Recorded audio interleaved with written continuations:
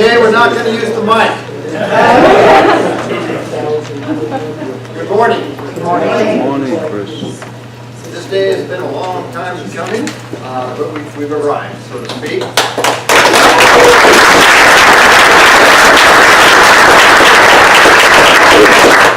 My name is Bruce McPherson, County Supervisor, Santa Cruz County. And I'd like to make a few comments for this long journey that we've been going through before we take the oath of office and run the business of the day.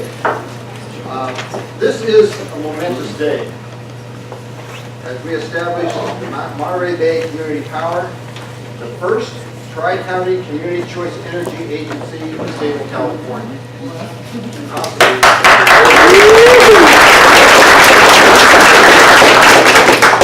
Monterey Bay Community Power, or MBCP, includes the Tri-County region of Monterey, San Benito, and Santa Cruz counties, and 16 cities therein.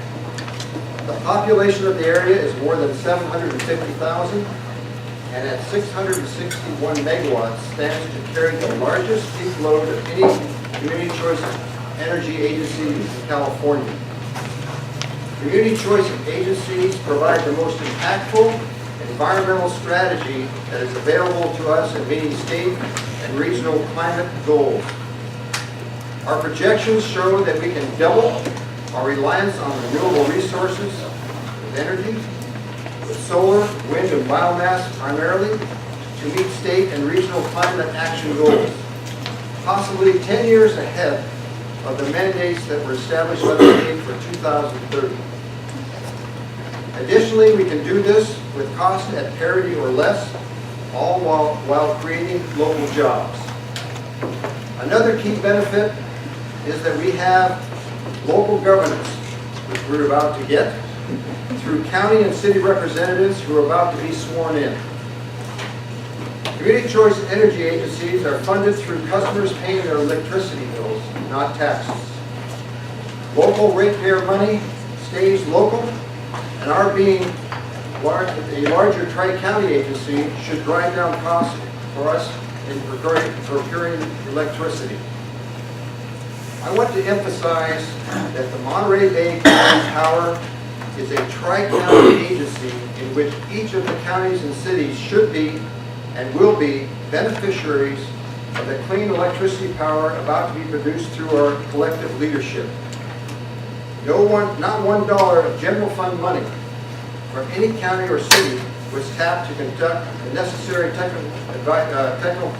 technical feasibility study by the Project Development Advisory Committee to determine whether a tri-county community choice energy will work for everyone here. Santa Cruz County raised more than $400,000 from private, community, and state resources to support that effort, so we did not have to go into general funds of any local governing agency. I and many others have been working on this for 4 years, and I really want to thank everyone in the countless hours to make the Monterey Community Power Agency a reality today. First of all, the 15-member Project Development Advisory Committee, who over 3 years ago, for 3 years, hosted 28 public meetings to explore program viability and structural options that we have.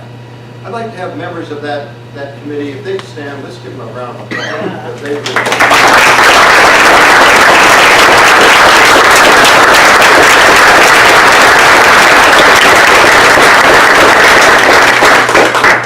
And I'd also like to acknowledge all the volunteers and staff who brought us to this point, as well as all of you who showed up at your council board meetings, who wrote letters and helped get the word out of what a great thing we are going to have in our region. We will be having a celebratory cake after today's meeting, so stay and celebrate with us. But now let's get on with the business of the day to swear in members of the Monterey Bay Community Power Agency. And congratulations to everyone, and thank you for your participation. This is going to be the best power agency of its type in the state, and I think in the United States of America. So thank you very much. Yay!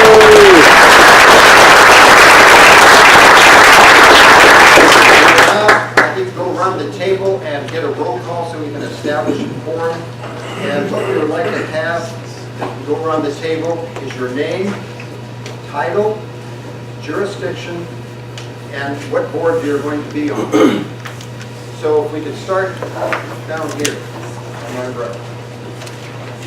Ed Smith, City of Monterey, and I'll be on the policy board. I'm the alternate for Alan Papa, who's unable to make it today. Mike McCarthy, City of Monterey, City Manager, and I believe I'll be on the Operations Board. Ray Corpus, City Manager, City of Salinas, and I'm on the operation. Sandy Brown, City of Santa Cruz. I will be the council member of the policy. Martin Bernal, City of Santa Cruz, City Manager. I'll be in the operations board. This is Jamie Goldstein, City Manager, City of Capitola, Operations. John Bertrand, alternate to Mike Comunity. I'll be on the policy board. Lou Bauman, County Administrative Officer, Monterey County, and I'll be on the Operations Board as well. Carlos Palacios, Santa Cruz County Assistant County Administrator. I'll be on the Operations Board. Edith Driscoll, County of Santa Cruz, the Auditor Controller, Treasurer, Tax Collector, and I'm not on board. Sean Marshall, Lean Energy US, consulting with Monterey Bay Community Power, and congratulations. Carol Johnson, County of Santa Cruz. Dana McCrae, County of Santa Cruz. Jane Parker, Monterey County Supervisor, District 4. I'm the primary for the policy board, and my alternate is John Phillips, who's not sitting at the table, so he won't introduce himself, but I'm going to introduce him. Jaime De La Cruz, San Benito County District 5. I'm the primary for this policy tonight. Ray Friend from City Hall, City Council. Jenny Johnson, along with the other county staff from Bruce Delgado, Mayor of City Marina, home to 51 restaurants for the hungry to choose from when this meeting is over. And my alternate is Councilwoman Gail Morton from the City of Marina. Lane Long, City Manager, Marina. I'll be on the operating board. Ray Espinoza, CAO, County of San Benito. I'll be on the Operations Board. Charles Montoya, City Manager, Watsonville. I'll be on the Operations Board. Trina Kaufman Gomez, City of Watsonville Council Member. I will be part of the policy board, as well as I will introduce Rebecca Garcia, City of Watsonville, as my alternate. Rene Mendez, City Manager, City of Gonzales, the Operations Board. Maria Roscoe, Mayor for the City of Gonzales, and I'm the primary for the policy board. Steve McShane, City of Salinas, primary for the Policy Board. My alternate is Mayor Joka. I'm Velasquez, City of Soledad Council Member, and I will be on the policy board. As I mentioned, my name is Bruce McPherson, Santa Cruz County Board of Supervisors. I will be on the policy board. And now I will conduct the oath of office for those from Monterey County first. If you will just raise your hand as you repeat after me, so it's ready to the office.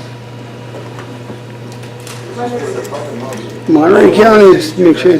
Monterey City, Monterey County City. And cities as well. Monterey City, just, Alternate and runners? yeah, sure, might as well. Repeat after me. I solemnly swear that I will support and defend the Constitution of the United States and the Constitution of the State of California against all enemies, And the Constitution of the State of California against all enemies, foreign and domestic. foreign and domestic. And I will bear true faith and allegiance That I will bear true faith and allegiance to the Constitution of the United States to the Constitution of the United States and the Constitution of the State of California. and the Constitution of the State of California. That I take this obligation freely, That I take this obligation freely, without any mental reservation without any mental reservation or purpose of evasion. or purpose of evasion. And that I will well and faithfully discharge And I will well faithfully discharge the duties upon which I'm about to enter. the duties upon which I am about to enter. Congratulations. Seated. And now for the other board, we can have those members stand and take the oath of office as well.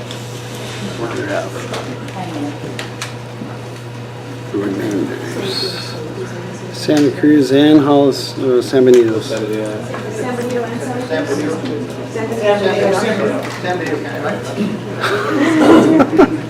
San Benito County. All right. I I do solemnly swear do solemnly swear that I will support and defend that I will support and defend the Constitution of the United States, the Constitution of the United States, the Constitution of the State of California, and the Constitution of the State of California, against all enemies, foreign and domestic, against all enemies, foreign and domestic, that I will bear true faith and allegiance that I will bear true faith and allegiance to the Constitution of the United States to the Constitution of the United States and the Constitution of the State of California, and the Constitution of the State of California. that I take this obligation freely I take this obligation freely without any mental reservation without any mental reservation or purpose of evasion, or purpose of evasion, that I will well and faithfully discharge that I will well and faithfully discharge the duties about which I'm about to enter. the duties of the Congratulations. Thank you. To you.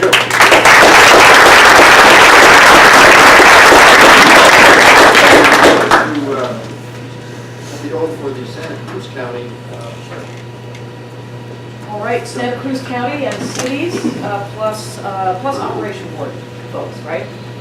Please stand and raise your right hand, and I'm going to lead you through this oath. When I say "I" and pause, you can all, in beautiful cacophony, fill your names in, and then we'll proceed to solemnly swear.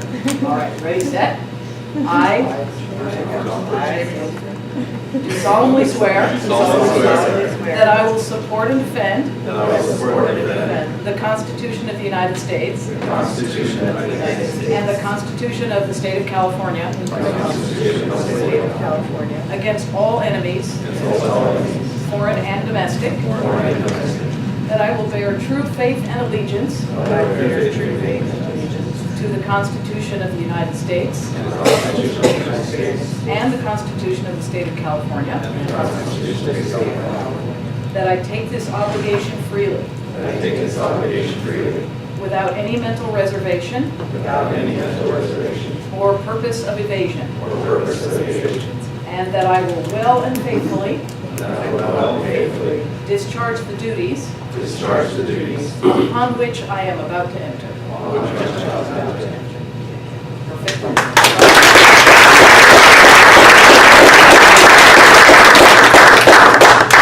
Now we will move to have nominations for an interim chair for this meeting, so we can do business. Are there any nominations? I'd like to nominate Supervisor Peterson. I'll second the motion. Third it. Motion to close Moved by nominations. Supervisor Parker, Senator Monterey, seconded by Supervisor from San Benito. All those in favor? Aye. Okay, thank you. Any other about that? So now we will move to clarify the voting process and a few of the business of the day and how we're going to proceed. And Carol Johnson, Santa Cruz County, will let us know about that. I don't know.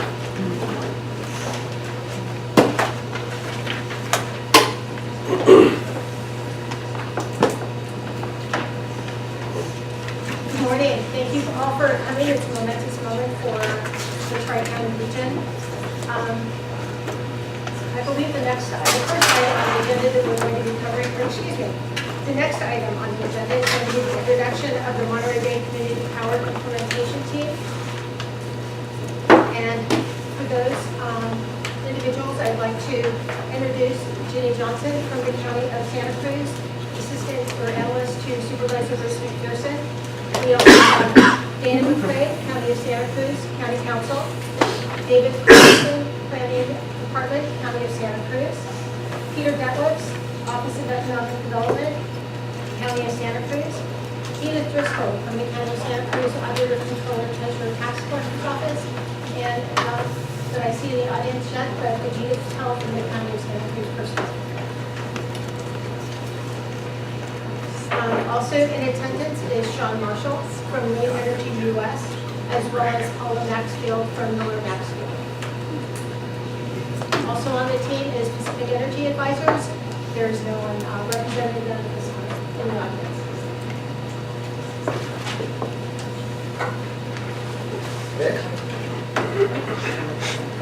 Should we have an explanation of the voting process? Would you like me, or would you like me? Great, thank you.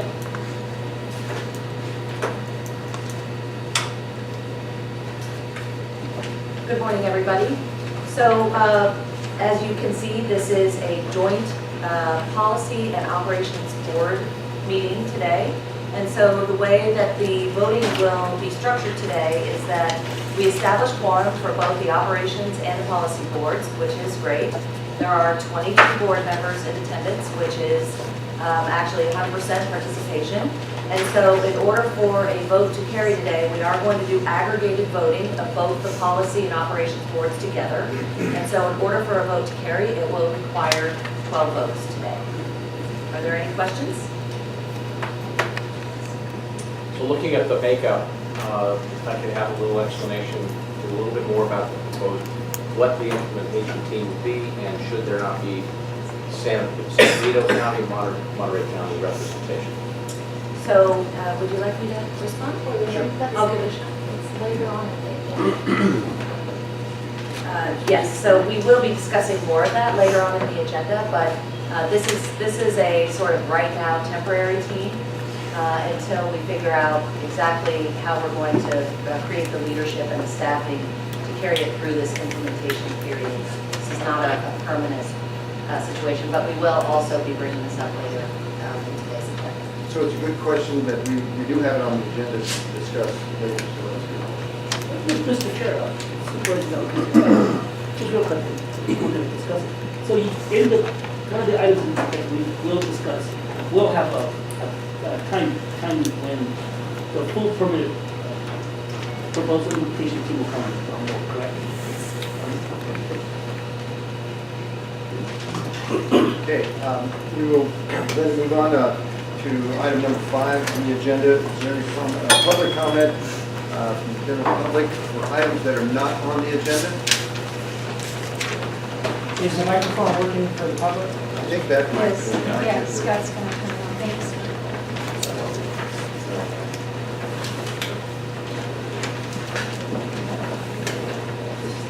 I don't understand where we're going. Yeah, the mic is right here. Are we lined up or how?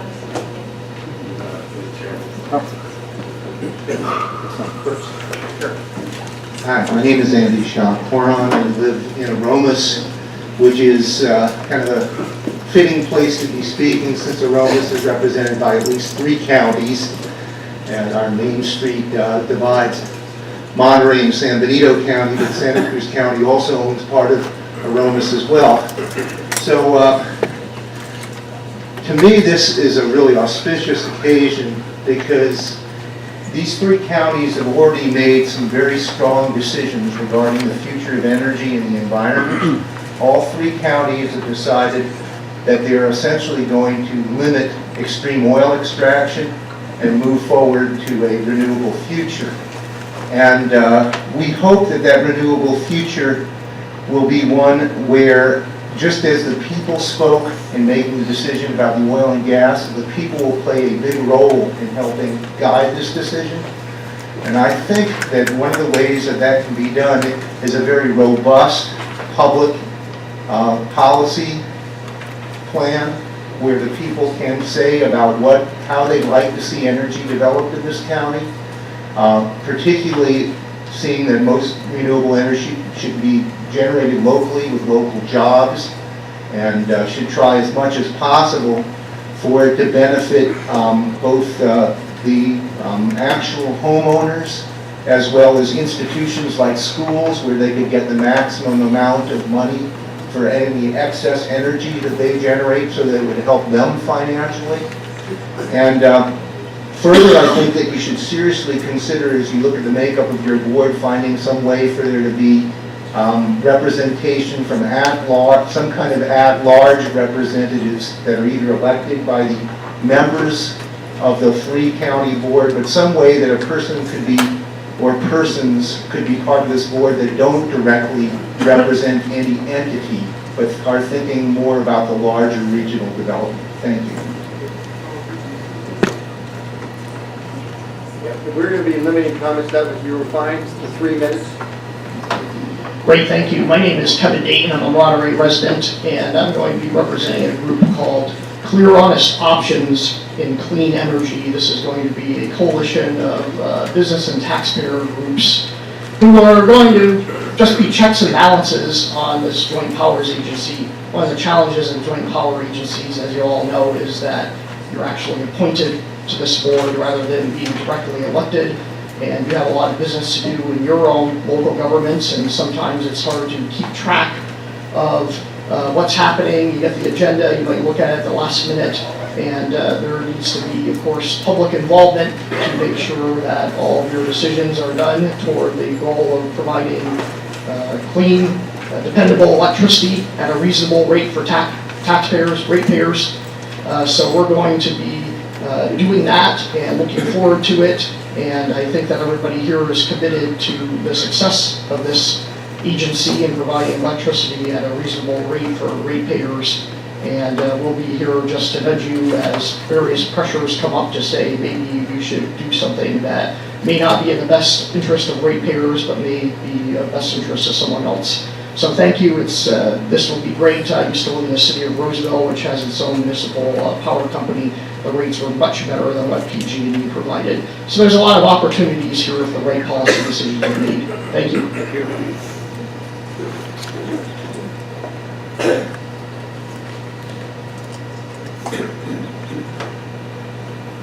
Good morning. My name is Brett Garrett, and I'm so excited this is finally happening. I live at a place called Walnut Commons in Santa Cruz. So it's a co-housing community, and it's also a condominium where we make decisions by consensus. And we're looking at installing our own solar panel system. And so we're kind of at this point of trying to make decisions and not really knowing what's happening next. Our current plan is a somewhat oversized solar project, so we're going to be very interested to know your plans regarding a feed-in tariff. I'm very hopeful that I can argue with my community that oversizing makes financial sense to us in addition to being the right thing to do.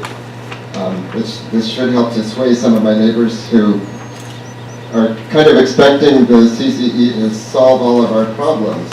Some people have said, well, the community choice is going to deliver renewable energy, so we don't need to install solar because they're going to take care of it that way. I've tried to explain that one of the ways community choice encourages renewable energy is by rewarding projects like ours, but not everybody is able to see it that way. So I really encourage a feed-in tariff program to motivate consumers to be able to install larger systems. I will also appreciate if someone can confirm whether PG&E's rate plans are going to carry over more or less to community choice. For now, we're expecting to use an A6 rate plan, which is still available for smaller installations, smaller commercial installations. And I think there's a community choice A6 rate plan, but I'd love to confirm if that's actually correct. On another topic, an important decision for you will be how many different renewable options to offer to consumers. I don't know how much overhead is involved in offering different choices. For example, Marin has the light green versus the deep green 100% renewable versus the local solar. It occurred to me that if the overhead is significant in offering all these different plans, I would consider it a higher priority to just offer a default choice, which is more renewable, more greener, more renewable. The highest priority to me is to lower our region's carbon footprint as opposed to giving lots of choices. An analogy is single-payer healthcare, which I have my little button on. Some people want to offer a choice of lots of insurance plans, while I would advocate that a single plan, single payer, simpler, more efficient overall would be better, all things considered. So it's just a question I have. I don't know the answer, but I would hope the priority is to lower the region's carbon footprint. And finally, I just want to say I looked at the attachments to the agenda, and I really appreciated reading that River City Bank's mission aligns well with Monterey Bay Community Power. I've been advocating divesting from banking institutions that have, where I don't agree with their politics. Thank you. So it's very important to me, and thank you. Thank you.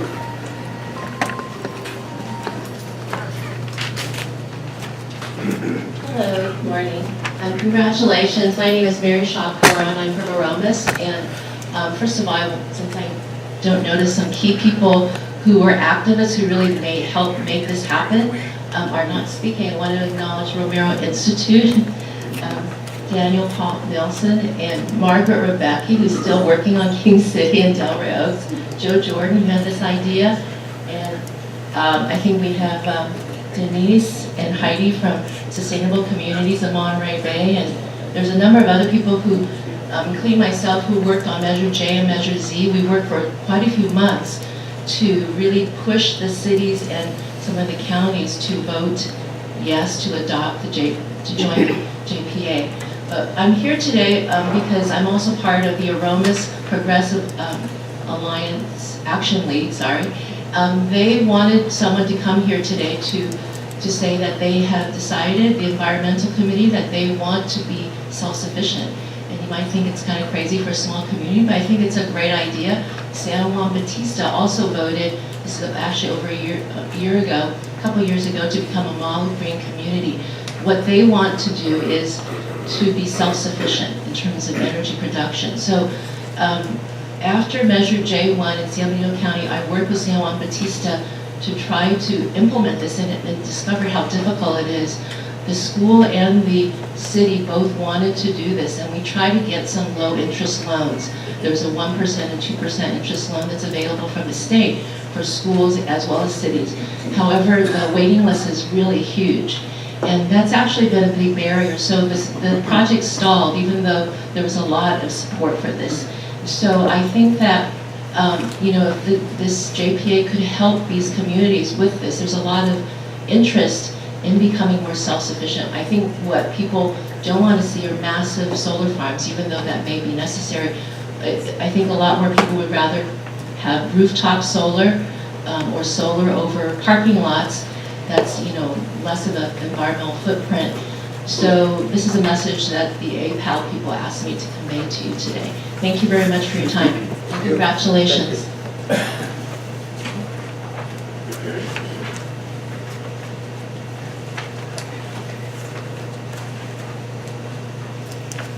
Good morning. I'm Pete Scudder. I'm actually chair of the Monterey County Business Association, so I wanted to speak on their behalf.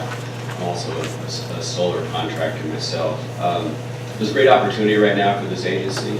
I know it's taken a lot to put this together, and thank you very much for doing that. But there's a real good direction that we're taking now that I see, and I feel like you can see, and I'm actually speaking here today. One of the opportunities that are out there is for the local business piece of that, and in choosing the right advisory board, if it's somebody from the private sector with a lot of energy background, business background that can actually help make business decisions during this process would be powerful. Also to create local jobs. If we can keep the jobs here locally, we can keep the construction here locally, the jobs here locally, I think we can stimulate the economy and do some good things for our area, for not just the environment, as well as for this agency and the consumer in the long run. The other opportunity is adopting a strategy policy that promotes and allows local private power providers an opportunity to produce and provide clean energy to this agency through power purchase agreements, those PPAs. This type of arrangement will create high-paid local skill jobs, and in turn will stimulate the local economy. So I think that's really a powerful direction this agency can take. So thank you. Thank you. Anyone else would like to address? Just one more.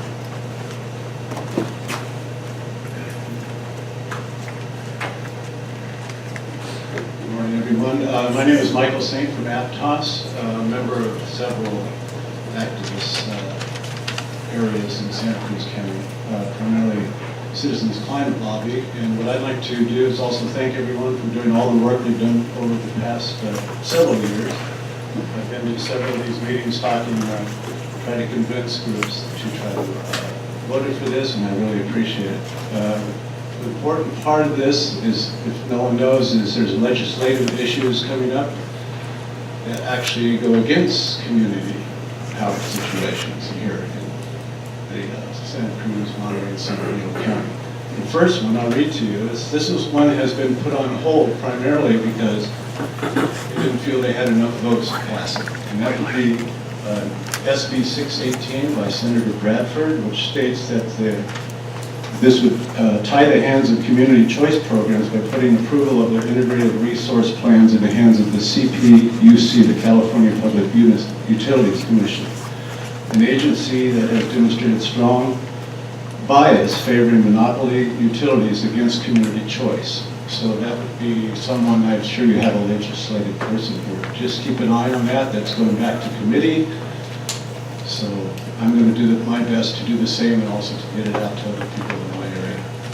The good bill, this would be a yes on 692 by Senator Allen, would level the playing field for local renewable energy projects by ensuring the proper allocation of transmission access charges to community choice energy programs based on their actual usage of transmission lines. SB 692 will make local renewable projects more competitive with remote power stations, and all this can be found on the websites for the state of California. Okay. And on a more positive note, we also have a bill by Senator Wiener, which has been passed through the Senate committee. It's SB 71. This one requires solar panels to be installed on new residential and commercial construction, which will position California to continue its national leadership fighting climate change. The people you'd contact there would be your state transportation and housing committee members, and that's going to them pretty soon to vote on to get it through to the Senate. So get your legislative person going on these, and I'll do my best to help support that too. Thank you very much.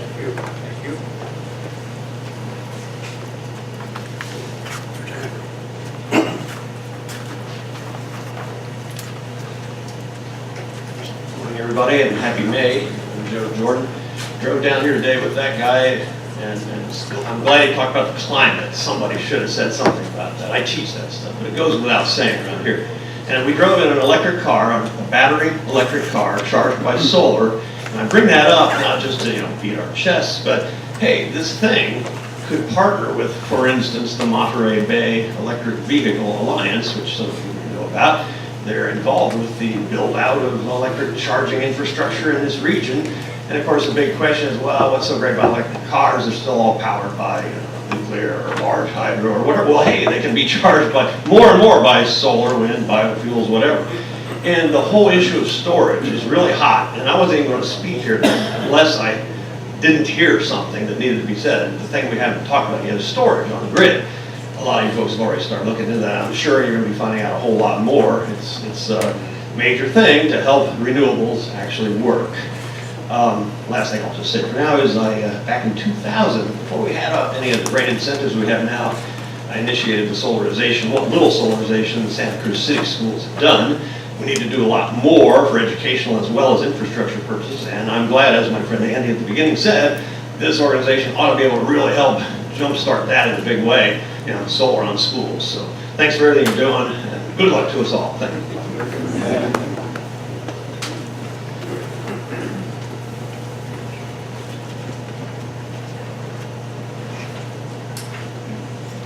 Hello everyone, my name is Brennan Jensen. I'm the co-chair of the Monterey Bay Regional Climate Action Compact. I'm also here with my fellow co-chair, Kristen Cushman, who's in the back of the room.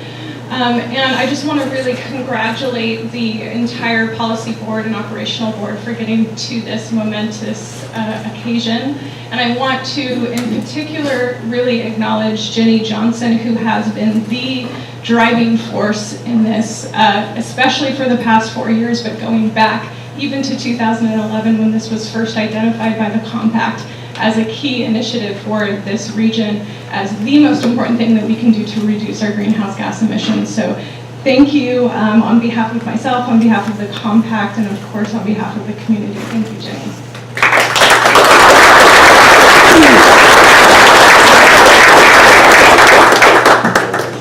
Thank goodness we have folks like Jenny Johnson in our community. I also just want to take a moment to bring the full policy board and operational board's attention to the key guiding principles that came out of the PDAC.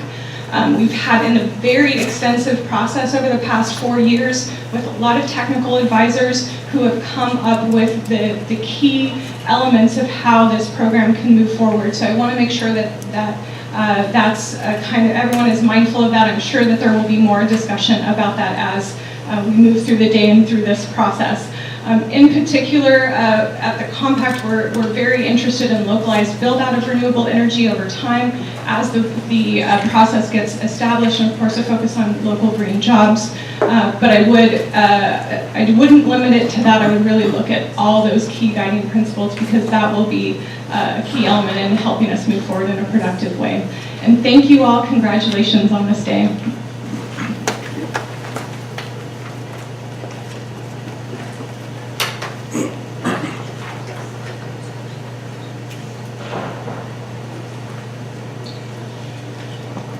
Good morning. My name is Eric Peterson, and as many know, I'm a stockholder in PG&E, but have supported public power from when I first heard about it. Later this month, I get to go to a PG&E stockholders meeting in San Francisco and tell them, I told you so. Several years before, I had at a PG&E stockholders meeting, I said, if you don't get your act together, things are going to happen. This is one of the things that has happened. Last month, I received my largest PG&E bill ever, well over twice what it was just a few years ago. PG&E is facing billions, literally billions of dollars in civil and criminal penalties, and they expect the ratepayers to pay for them because they're protecting people like me, which is totally backwards. And it's going to be really neat to see this progress. Thank you.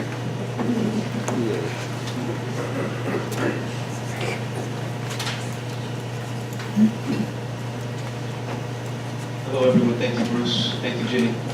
My name is Dan Nelson. I am the Deputy Director of the Romero Institute and the Green Power project that we have going now to work on climate action in the region. I just want to thank everyone for tolerating the grassroots efforts that we've made. We've been quite active showing up at your meetings and lobbying for this program. We thank you for the respect that you've shown us. We're very excited about the outcome. We have a partnership with the Catholic Diocese of Monterey, which represents about 1/3 of the people that live in the region. And so I just want to also thank you on behalf of the church. The church will continue to stay focused on this work. It's been a privilege to work with them and also with you in an interfaith fashion. So thank you very much for this and good luck. Anybody else would like to address this? Items not on the agenda. We'll move now to the consent agenda. Is there anyone that would like to pull the item from the consent agenda? Anybody? Motion to approve. Second.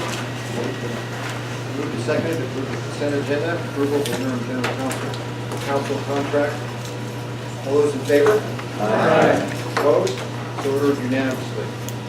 Now we will go to the conflict of interest code. County Council Santa Cruz, Dan McRae, will present this item. Good morning. I'm Dan McRae. I am the council for the County of Santa Cruz, and I am your brand new interim general counsel until you can set a contract with them and go on third. I think everybody on both boards is aware of the FPPC as a requirement for a conflict of interest code.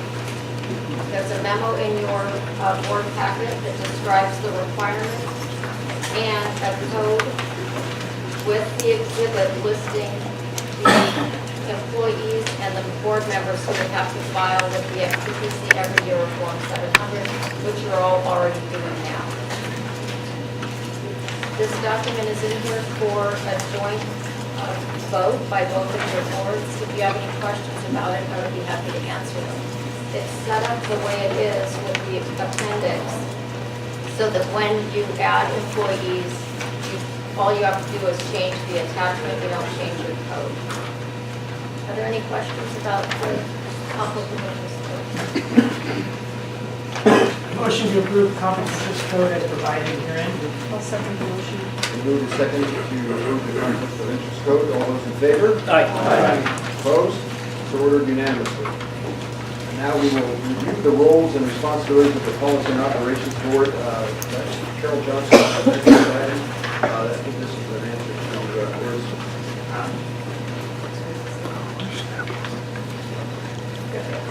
Carol will be, I think this will answer Councilman Smith's question. Good morning again. This is item number 7 on today's regular agenda, and it's a report outlining roles and responsibilities of the Policy and Operations Board. As you know, the Policy and Operations Board is comprised of elected officials who we anticipate will meet between 2 and 3 times a year. The Policy Board will require approval, amongst other items, the issuance of bonds, major capital expenditures, and other financing for revenues, the adoption of the annual budget, the setting of rates for power sold by the authority, the selection of general counsel, treasurer, and auditor. The Operations Board will be comprised of senior level municipal executives who will meet 8 times per year. That's what we are anticipating. The Operations Board will provide oversight and support to the Chief Executive Officer on day-to-day operational matters pertaining to the provision of electrical services, and will provide recommendations to the Policy Board. We expect the Policy Board will meet no more than 3 times per year, with the option of meeting more frequently if it's determined by the CEO or the Policy Board after consultation with the CEO. The Operations Board, again, could meet monthly, but we anticipate not less than 8 times per year. There, Mr. Chair, I have a question on that one. Okay, well, questions from the board? Shouldn't the chairperson be in consultation if there should be a meeting besides the regular 2 or 3 meetings a year? The chairperson being in consultation with When you just, if the chief executive officer decides to call for a meeting of this policy board, should the chairperson be part of that discussion? Yes, the chairperson would be in consultation with the chief executive officer for those meetings. Thank you. Sure. Any other questions from the board? Yes. Any thought to supporting the CEO and the chair potentially having a small executive board from the policy board that is determining what's going on the agenda, filtering out in terms of the workload, potentially consider an executive board to support the chair and support the CEO. That model is used in Tansy, it works fairly well. I'm sure it works in several other boards. So just a consideration. Thank you. We will take that under consideration. As I'd like to know other policy members' thoughts on having an executive. Councilmember McShane from Slate. Yeah, I just would echo that. I've served on the executive board for AMBAG and for the Monterey Bay Air Resources District. And those are both great tri-county regional boards that have set a good example. So, yeah, I think that's a good idea. I serve on the CSEC, Mr. Chairman, and they have an executive board on the CSEC. Sure. Thank you, Mr. Chair. I have just 2 comments. One is I think that the idea of an executive committee can make a lot of sense. You know, maybe get the CEO in place, kind of get our sea legs under us, start looking at some of those technical elements. The second piece I would also notice in the staff report called out specific responsibilities of the policy committee and the operations committee. One operations committee responsibility that's listed in the JPA agreement that I think deserves at least being referenced at this point is that the operations committee is responsible for nominations of the CEO. It's listed a little bit differently in the JPA agreement than the other responsibilities of the operations committee, but I think it's a more responsibility that's going to become relevant, hopefully in the near future. Yes.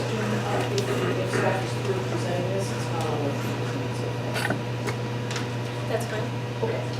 One of the things I noted in the staff report is that in terms of litigation decisions, it would be joint approval of the policy and operations boards. That's a little unusual to have staff,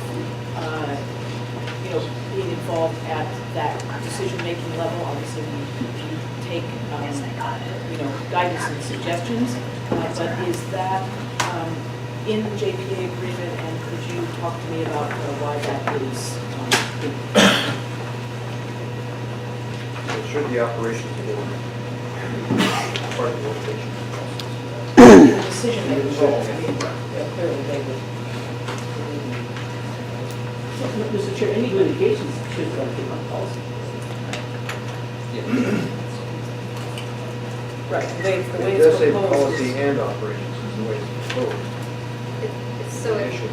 Right, it's not proposed, it's actually in the JPA agreement at section 3.3.5, and it was something that was talked about over the course of the many meetings that led to this agreement being drafted and negotiated. So could you talk about what the discussion was? Because it appears here, but I wasn't part of the episode.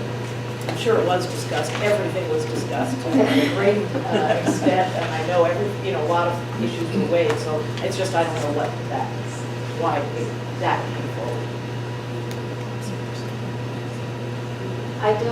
Does anyone recall who was making the argument that the operations board should be involved in the decision making? It's for initiation or resolution of claims and litigation where the body or the agency is a plaintiff or a defendant.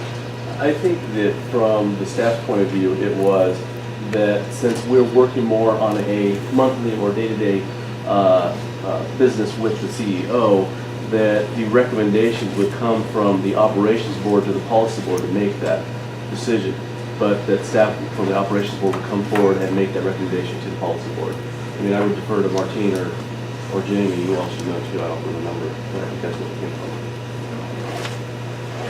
Which meeting? Yeah, that's different. Did you have any comment on that?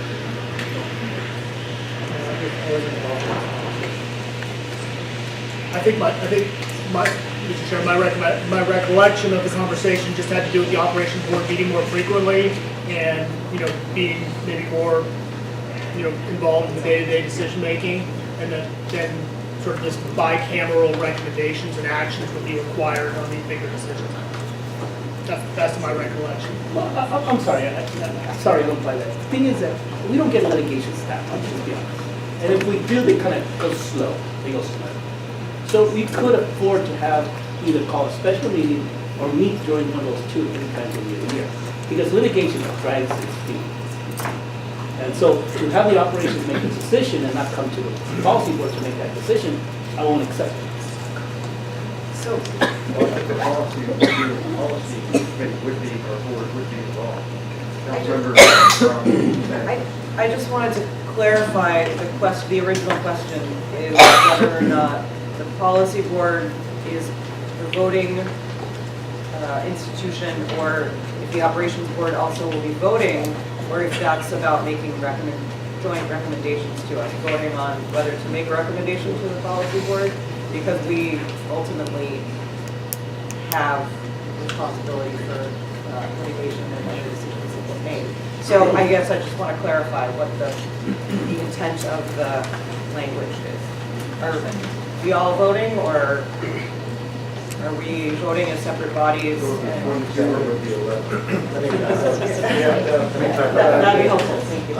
In almost all aspects of this agency, the policy board will be making the decisions about budgets, large capital investments, hiring, firing of the CEO.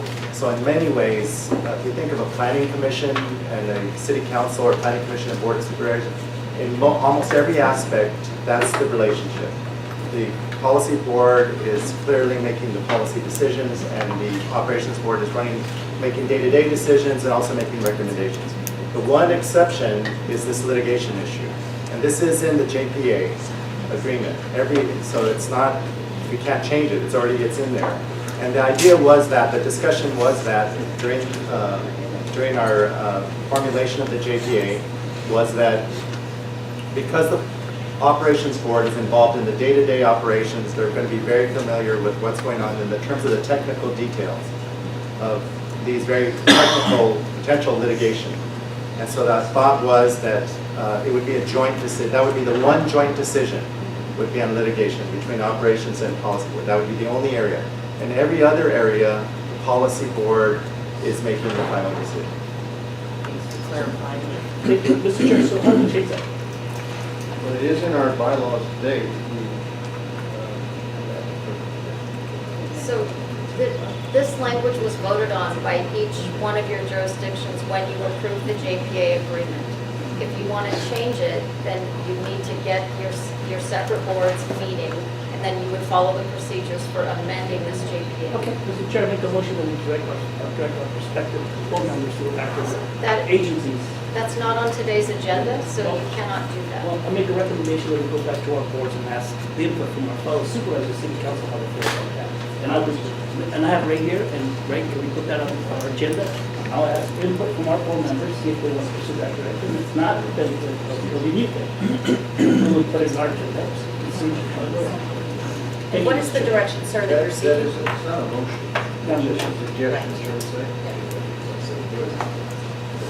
We want to go back on your city council and supervisor, board supervisor. So this would be initiation if it was proposed city by city. It's not something that would come from this body. So if the city of Capitola, for instance, wanted to make that discussion and vote, then bring it here. So I don't see that this body is going to direct every single city to take that up. Yeah, you're correct. So if your city would like to do this, then I think that's your prerogative. Thank you. Just a clarifying comment. So I think it sounds like there's some interest in discussing this. If we were going to change, and correct me if I'm wrong, if we were going to change the JPA agreement, which we all approved, based on discussions, if we all go back to our jurisdictions and people wanted to change it, then this body would propose that change and then everybody would go back to the jurisdictions. It's a fairly cumbersome process, so I think we want to be really clear that it's important to us, but it's, you know, I think it probably would be good for us all to get a sense for how strongly our jurisdictions feel about it. And then maybe it could be on a future agenda for further discussion here this evening. I just want to toss this out. When our council approved the JPA, one of the issues that they brought up was they didn't get, it's been years of all the cities working together on this JPA, and they said very strongly they did not want any changes to the JPA the first year. Let it get up and functioning, and then if there's some changes that need to be made, it's fine. But the first year they said, work hard. This is what we approved. Let's move forward. Focus on getting the organization up and running, and not focus on changing the JPA. I did hear a lot of that, or some of that. The city managers also agreed that there's just so many nuances and miscellaneous stuff that the first year, it was just, let's just get going and bring changes later. Hope we don't get sued. I would reiterate that point. I think, there's a lot of things, this JPA took a very long time. There's a lot of people involved in the negotiation. I think there's probably one thing in this document that each and every one of us around the table would change if we had the ability, but there was a lot of compromises made by all parties. And so opening up the JPA on day one I would recommend against. No, I concur wholeheartedly with that. Once we get an operation, I think the momentum of that will be, what's going to carry us forward in years to come. You want to? I was just going to concur with Mr. Dela Cruz. I don't think we should look at the JPA as untouchable.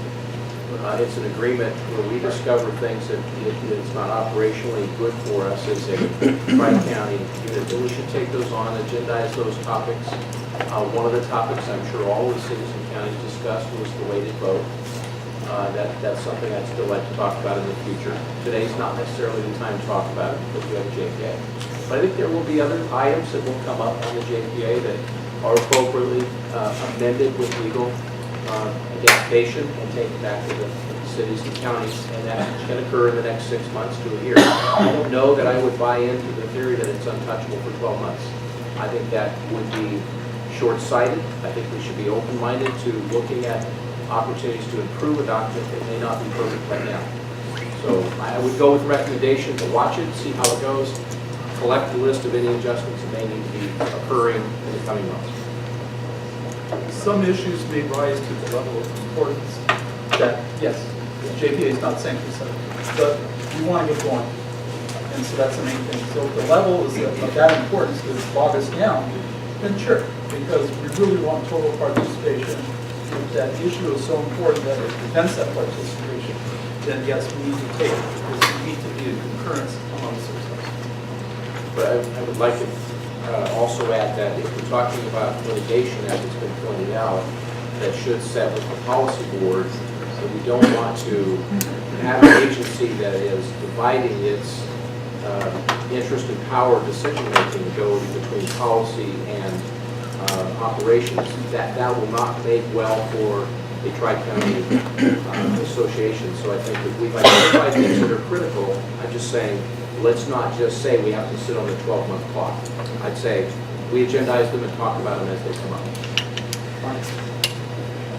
Chair. Yes. To the executive committee discussion, I'm assuming it's not spoken to in the JPA, but it'd be good to get that confirmation. And what process, I guess we probably want to put on a future agenda, but what's the process of discussion whether we want to have an executive committee or not? So it does not address it in your JPA agreement. It would be another amendment to the JPA. So the overall process, where the JPA is silent on whatever issue, then there's an amendment process, kind of like a constitutional amendment sort of. We do not have an executive committee in the JPA agreement. And we could come to that, but I don't know, I agree that we got to move on here and let's get organized and see what's needed. And it might not take a year, maybe we'll know in 3 or 4 months. Well, I'm open-minded to the executive committee idea. I don't have a bias in either direction, but it seems like a good idea, given today's discussion, to make us all feel included, that at least we have an agendized discussion of the matter. And I would ask Dana and Carlos, I don't see why an executive committee would need to be in the JPA. I think it would be appointed from the chair and voted on by the board. I don't think it needs to be in the JPA. If it's not in the JPA, it will have no authority. So if you just want it to be like an agenda committee where you decide what's on your next agenda, you can do that. I don't think I would call it an executive committee because usually executive committees have powers that are given to it. But that executive committee could then take their recommendations directly to the board, which would have the same authority as the board to make the final vote. So I don't think it would be in the JPA. That's all well. Another topic, sorry about that one. Another question, just sort of an operational question. Do we anticipate that, I mean, clearly the policy board meetings will be public meetings. Are the operations board meetings also public? Yes.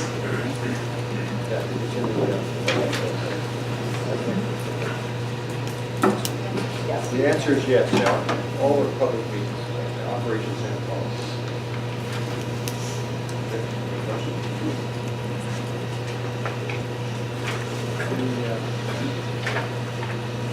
Any other questions on item number 7? We need public comment. Anybody from the public would like to address on the role and responsibility of the corporation, the policy and operations boards? Please. Excuse me, just on your professional staff, when you have those meetings, the public meetings, would they be a public notice as well, 72-hour guidelines and that sort of thing? Yes. Thank you. Follow the same procedure. Yes. Anybody else from the public would like to comment? Item number 7. Oh, excuse me.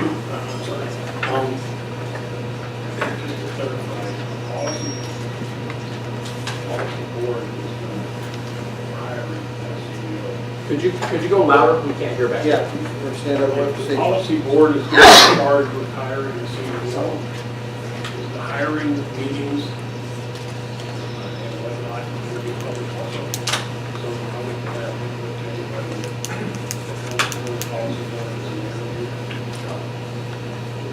would recommend not for the initial interview. I agree, it's a personnel issue. Yeah, Yes, I would personnel not. issue.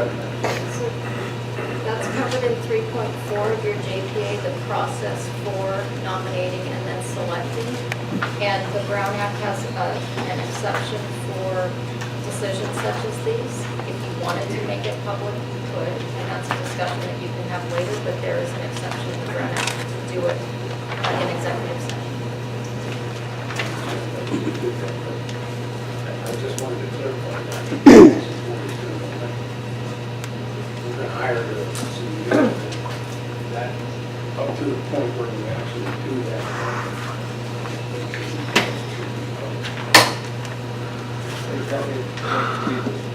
Operating procedure. Any other questions? Yeah, I have a supervisor. So from a process, whether it's an executive board appointed by the policy board or whatever, can we get them on our future meeting to discuss? Or are we just, because I don't want to get in, I don't think it's appropriate that these issues come up. And you know, we agreed to play together. Now we're figuring it out. So I don't think I think we need to have some certainty that this issue is going to be brought back up again, so we can meet again where it's not on the agenda, so we can fully discuss it. So how do we go about doing that? Item 15 on your agenda talks about future agenda. Yeah, so I get it. There's a lot of stuff happening. And I know it's a real instinctive response to say it's covered in the JPA, it's covered in the agenda. But these items come up, and I think we have to be willing to flow, because we have how many jurisdictions in 3 counties that have their ways of doing things, nuances, that are now we're going to try to marry them. So from my perspective, I don't think it's appropriate to, I think we have to respect and recognize that we all have different ways of approaching this. yeah, I think in this forming process, I think we're trying to do our best to get that done. And, we've got a good package to start with, but I think we'll be fine to discuss. We'll discuss that when it's all right. Thank you. Further, thank you. Any other questions from the board? Okay, we will go now to item number 8, the Monterey Bay Community Power Review, the project background, milestones, recommendations, and guiding principles from the Project Development Advisory Committee. Patrick Matthews will be making that presentation. Well, thank you, board members, Mr. Chair. This is actually a very exciting day for those of us who have toiled on the PDAC for several years to really come to this point. So I can tell you I'm trying to keep that huge grin off of my face to actually see this board finally seated. So it's a very exciting moment for the community. Our agency is very interested in this simply from the energy perspective, because the solid waste industry that I represent is moving towards energy-type projects as a major component of our resource recovery effort. So having a local market for that future energy is a very exciting thing. So you've heard a lot already about the PDAC, so I'm not going to elaborate a whole lot on some of the things that were already said, only just to touch on a few of the milestones. You have a comprehensive outline report in your agenda packet, number 8. That really goes through the work of the PDAC, which really started in early 2013, the formation of a committee, the representation of city executives, staff, as well as special district agencies like ourselves, the Monterey Regional Waste Management District, and our local air district. So through the course of this process, we've held many, many public meetings. All of our meetings were agendized. We had a lot of growing interest from the public as PDAC's work moved forward. I want to personally thank Santa Cruz County for taking the leadership role in fundraising, because that was a critical component that all of us felt was an obstacle had it been something that we had to go back to each of you as jurisdictions and request funding from your general fund. So I want to thank them for all the hard work they did to raise this money privately and outside of our own general fund. So the work really, the core of the work for the PDAC really occurred between 2014 and 2016. Some feasibility study was completed. We oversaw that work, oversaw the contract, reviewed components of that work as it was going along. And that culminated in the hiring of a third party to actually do a peer review, which we felt was very important in this process to make sure that we're not just getting one consultant's perspective on the feasibility of a project like this, but they're actually having an independent third-party peer review to make sure that the outcomes from the original study were adequate and reasonable within the terms and conditions of the markets. I'll just say from the PDAC's perspective, the focus was always one thing, and that was best practices. I want to thank Sean and really the other leaders and executives from Marin Clean Energy and Stone Clean Power, the two first and most successful CCAs. Most of what you have seen in the feasibility study that has led to the decision today came from those best practices from those two CCA leaders in California. Our work really concluded as a PDAC in the summer of 2016 when the city managers and executives formed an ad hoc committee to begin the final discussions and push towards JPA formalization by each agency and to fine-tune that. So the issues of governance, the issues of structure, formation of the dual board structure were all good, excellent work that was done by your city managers and CAOs.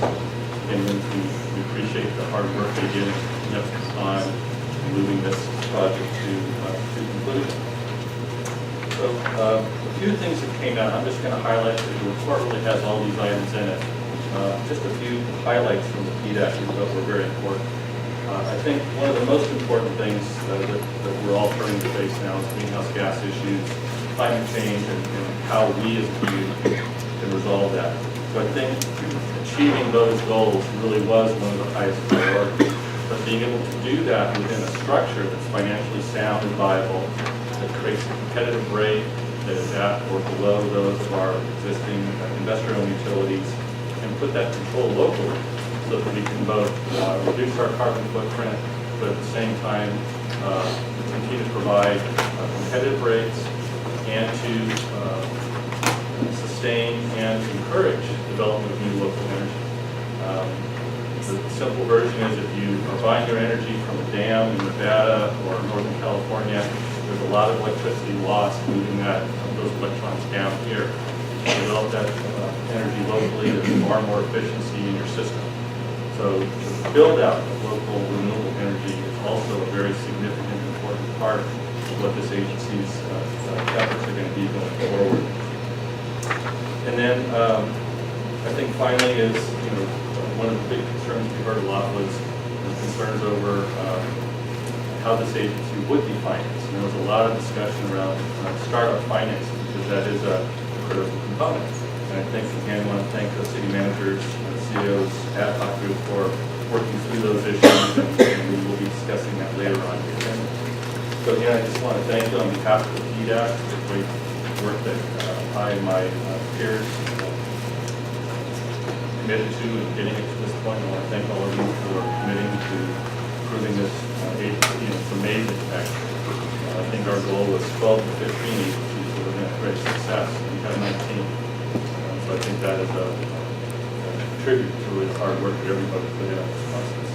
I'm here if there's any questions about the history of the PDAC. Otherwise, good luck and congratulations. I'd open this to the public if you'd like to ask any direct questions you might have. I didn't hear what you just said, I'm sorry. Did you have any direct questions that you might want to ask? Public comment, under public comment? I absolutely do. You want to come to the microphone, please? Thank you. And I'll report it. I feel very honored to address this group because there's a lot of honor in this room. My name is Akip Warbolewski. I founded the Ecological Agriculture Program at Cal Poly San Luis Obispo. And I am someone who's come up with, through public education, through the University of Virginia, and I was a historic guide at Monticello, learning directly from what Jefferson has shared for all of us in the realm of efficient use of resources to protect the honor of our ancestors and the U.S. Constitution and the lifestyle that we appreciate because of their efforts. Not knowing this meeting was happening today, I pulled into the library and saw all these cars And the great news that I'm here to, I have lots to say at another time, but the good news that I could share with everybody is that if we're driving a fossil fuel vehicle, we have an alternator that generates electricity. And for the last so many years, I've been generating all the electricity I need for just about everything in my life other than, say, a refrigerator, which I no longer need because I'm going old school, keep things cool, using nature and thermodynamics. So everybody here does not have to pay for any additional energy if they do it upright. There's just a few little technical things that you can do. You can charge your computer and your phone if you drive a few miles a day. Could you, Mr. Chair, could you please just answer the agenda item, I'm please? finishing up. Okay. The only thing I wanted to share with you is the good news that the cleanest power that's available to everyone in this room that has a vehicle is the power that you're already generating that's not being used for anything. Because the energy it takes to keep your battery in your car charged up to start your car is a tiny amount of distance that you travel. All the rest of that energy can be used, and it doesn't cost investment in anything other than awareness. Thank you. Thank you, sir. Thank you all for being here. This is a wonderful thing that's happening. Anybody else that would like to comment from the public would like to comment on item 8? Anybody for the committee? I'd like to just mention and reiterate my real thanks to the PDAC. The committee was phenomenal. When it allocated options, when it said what we could do, how we could, how much it cost us if we depended more on what resources and so forth. They just did a phenomenal job. And I think by comparison, we were able, as I mentioned in my earlier comments, we did not dip into anybody's general fund. I know one county in particular, they took $800,000 to get their study done. So I can't tell and overemphasize the importance of that. That we ever get the state grant as well as community support as well. So it was a significant part of us getting to where we are here today. Is there anybody else? Anybody else from the committee that would like to speak to Marina? Yes, thank you. Patrick, great job on your presentation. On item 8, page number 3, toward the bottom, it talks about PDAC not recommending joining fees and instead back-end turnkey administrative services. Can you explain that statement? I don't understand what a back-end turnkey administrative services is. Well, that's a good question. I don't have a clear answer as our consultant would have on this. So I'd actually maybe defer to Jenny, who probably be able to answer that question a little better than I can. So thank you, Mayor. I was the staff for the PDAC. I was very pleased to do that. Back-end administrative services would be contracting outside of our own core staff, our implementation team, or perhaps data management or other kinds of services, a call center, things that are going to be required that we do for this agency. That will be an operational discussion with all of you in the future, coming up soon, about how you would like to staff this agency and be partially staff it and reviews potentially some outside services available. And it's going to be a cost benefit probably discussion in my guess. But they are available, that's the good news. So you have lots of choices. Okay, so basically it's contractors, consultants. That's correct. On page 4, under governance, it has a bullet, industry technical experts without a conflict of interest should be advisory to the board. So my question is, do we plan on having an advisory board? And I'm sure this is a nationwide, worldwide discussion I've never been part of, but it seems like if we have an advisory board without industry technical experts, we may be missing out on some technical expertise that they have to offer, being it's their line of career. So can someone address advisory board issues in regards to this technical expert conflict of interest? Absolutely.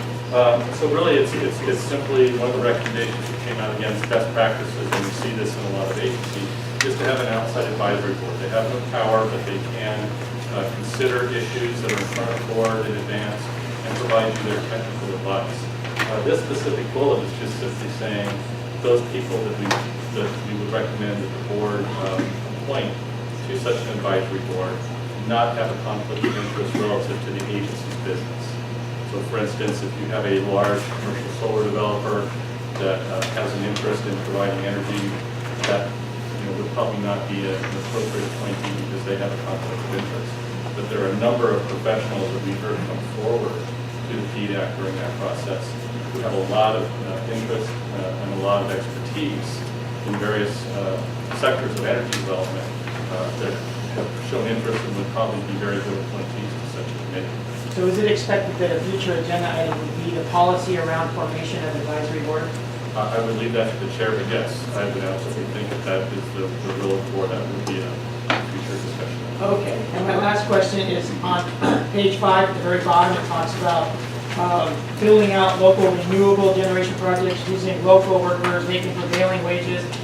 Is that also a topic of a future agenda that's expected? Policy around that? Policies. Yeah, and that was our recommendation as well. There was a lot of discussion at the PDAC level about PLAs versus non-PLAs.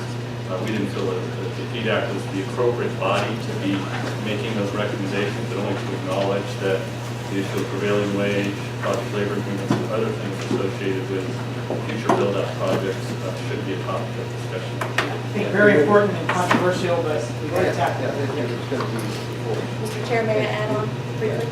Just to let you know, there are a whole series of policies that this board will want to consider, including the one you're referencing, that will be brought forward as soon as the CEO is on board and has a chance to kind of get his or her arms around what's going on. And so there will be a number of policies that will come back before this board.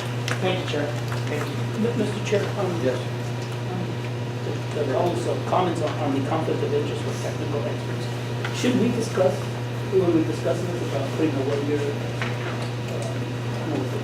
yeah, where they can't do business with this group 1 year after they leave, advising? I think that would be, should be brought up as sort of a future discussion.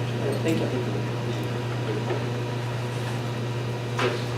Mr. Chair, on page 5, I wonder if somebody could answer one of these guiding principles that's outlined on page 5 under guiding principles, establishing criteria for the use of surplus revenues that ensures geographic equity and adheres to economic justice principles. So while we have everybody in the room, I'd like an explanation about what that means and how a board interprets that guiding principle. Yes, I think, again, the PDAC's recommendation is one of the things that this board will be charged with, probably in its latter years, a few years after startup, will be the development of reserves that can be strategically invested into local build-out renewables or through energy efficiency programs. The whole purpose of this was really just a discussion point for the board to alert to the fact that we'll probably have to develop some type of policies about where do you build these types of projects if you're going to invest. Is it equitably being distributed amongst all the member agencies in terms of the benefits of creating a new project, the jobs, the need for local services. So really just as it's a bullet point for policy discussion the board will have to have when they begin to entertain the process of reinvesting some of the agency's reserves for local projects. If that might help on that, Mr. Chair. Part of the discussion amongst staff was that there are different principles in every county. Santa Cruz County may want to do more environmental friendly, Monterey may want to do something else, San Benito may want to do something else. So we put this in there so that it is a discussion point out there, recognizing that there are different thought processes in each of the counties and cities, and to make sure that that's cognizant amongst the boards. Well, and I think that's what we're. Yeah, I think those decisions will have to be coming from the policy board in the future about what we might do with any resources that we have that we can spend, whether it's like to address lower income properties or communities, schools, public agencies, rate reductions. So that's to be discussed. Good point, but that'll come up later, but we want to have that. I think it's a significant point that we acknowledge that a lot of pressure will be done for the lower income individuals and families in our Tri-County area. Yeah, and I think the second half of that sentence is just wide open for future agenda item in terms of geographical justice versus this talks about economic justice. So I think it's just the languages and the nuances that we'll have discussions later. Okay. Good point. Any other comments? Item number 8. Oh, excuse me. If I could, I just want to say thank you again to the PDAC. There was so much work, and just the points that people were raising that the PDAC has flagged as things that we need to be conscious of and discuss and resolve in the future. And just, such a thoughtful and thorough process really set us up for today and for a lot of positive results going forward.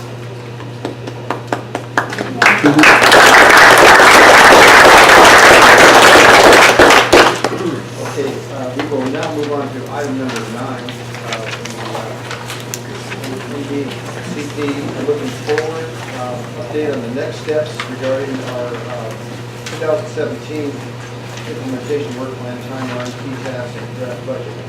Carol Johnson and Sean Marshall will discuss this. Thank you very much, Chair. Since spring of 2016, a lot of things have happened to get us to this point, including considering the results of the technical study. We've passed resolutions of intent. We've met a couple of times to discuss and implement the JPA agreement. We've issued an RFP for credit and banking services. We've all passed resolutions and ordinances and agreed and approved the Joint Powers Agreement. And as of February of 2017, Monterey Bay Community Power actually formed. So where do we go from here? This item is to discuss the next phase of what happens. And as part of the JPA in section 5.3.5, the County of Santa Cruz has agreed to provide initial administrative support for some of these items. And so some of these things will include agency organization development and program implementation. This part of the program will include project management, administration, budget development, and other elements to help transition MBCP to an independent agency. We will need technical and energy services to complete the implementation plan, power procurement, contract negotiation, rate design. We'll also need communication and customer enrollment to build upon the collateral that we've already developed and the momentum going forward. During this phase, we will concentrate on customer outreach, notifying customers of their options in order to meet legacy requirements. We'll also need data management and call center to set up technical functions associated with switching customers over from PG&E to MBCP, financial settlements, developing customer relationships, and dealing with those customers who decide to opt out of the program. We'll also need financial and legal assistance. And then, of course, there's regulatory and legislative tracking so that the MBCP is aware of everything that's going on at the state level and the national level to make sure that we are aware of those as we go forward in making decisions. Okay, we're going to tag team this one. The only thing that I would add on to Carol's remarks before we switch the slide around these planning elements is that these are decidedly tactical.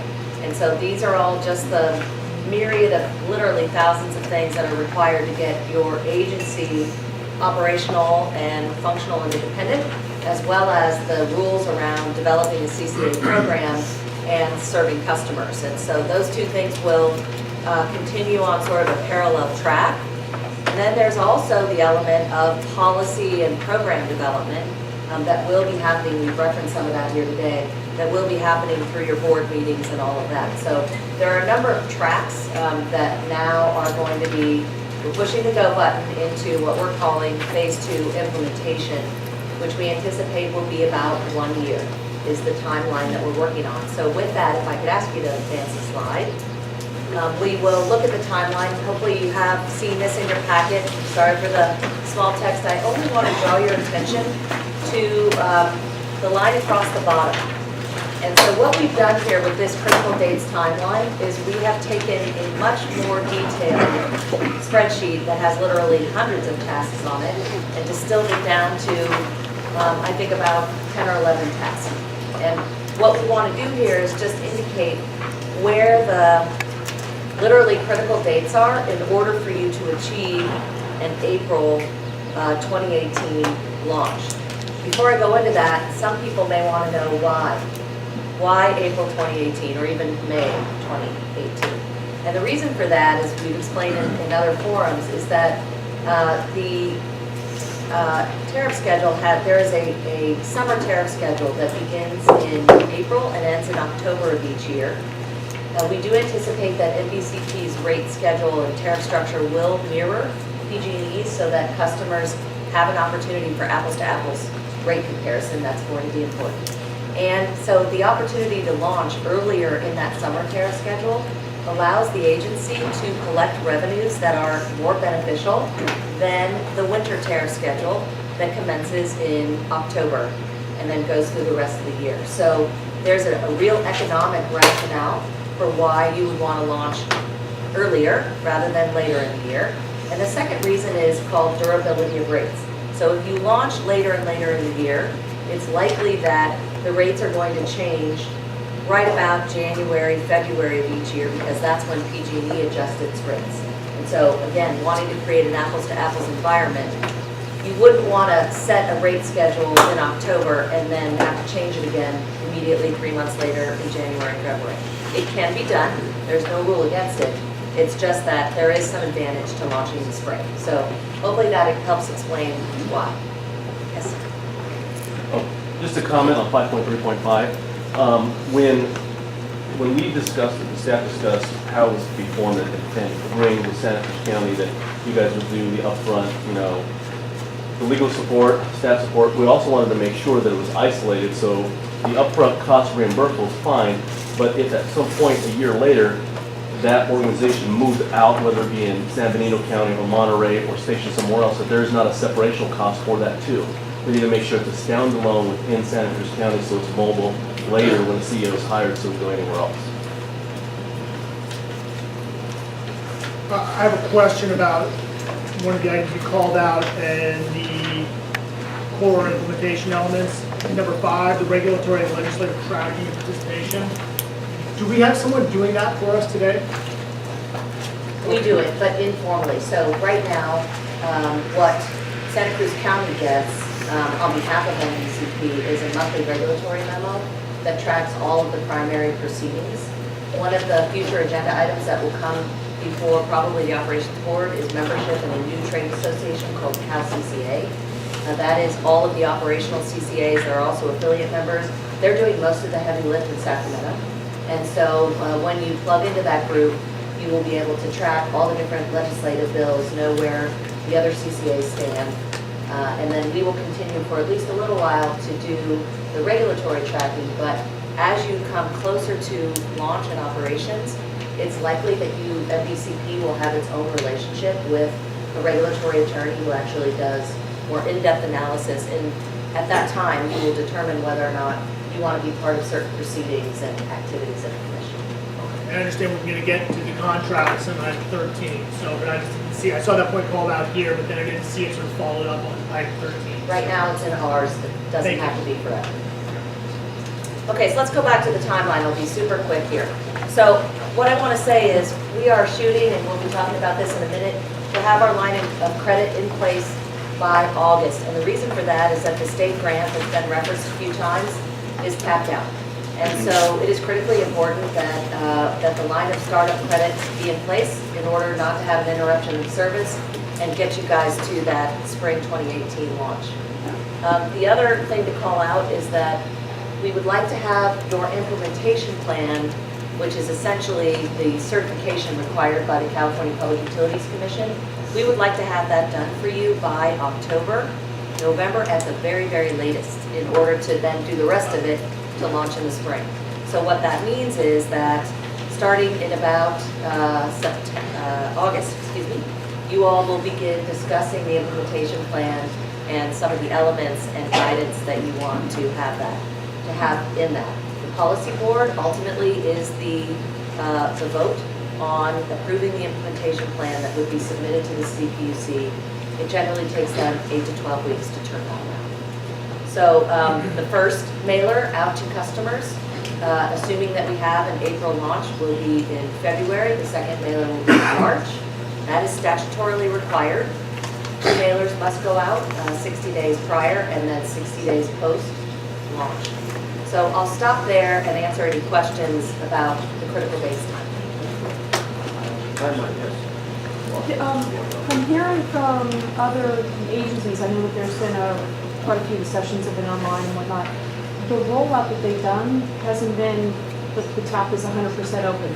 It's been rolled out incrementally, and this will be discussed at the policy group so that we know what type of rollout's going to happen that's going to go along this timeline for the different types of business that we're going to be offering the services to. So do we have that on this timeline? Yes, actually, good point. Thank you for bringing that up. What that says right there is phase 1, customer enrollment. And with a program as large as MVCP, it is likely that you all will look at maybe 2, maybe 3 enrollments.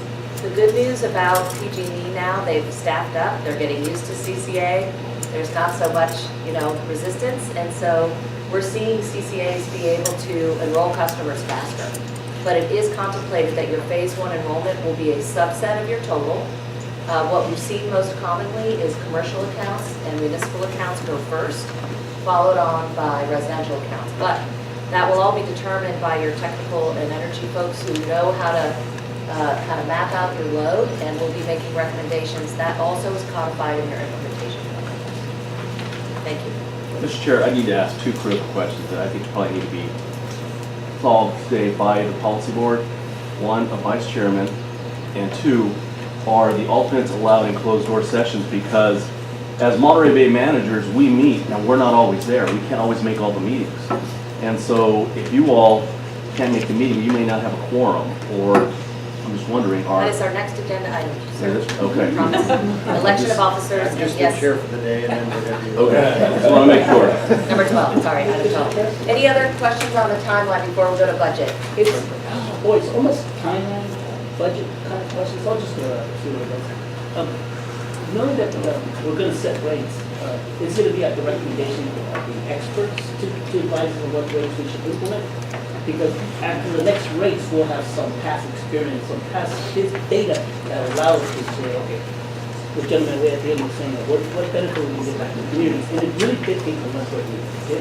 Because the lower that rate is, the less money is going to cover the benefits. So this rate, I imagine, has been more of a recommendation. It's kind of shoot it out there, see where it lands, the rate, and then moving forward, we'll make some adjustments, and then approve a rate depending on what benefits they want to get back to the community. Yes, so good point.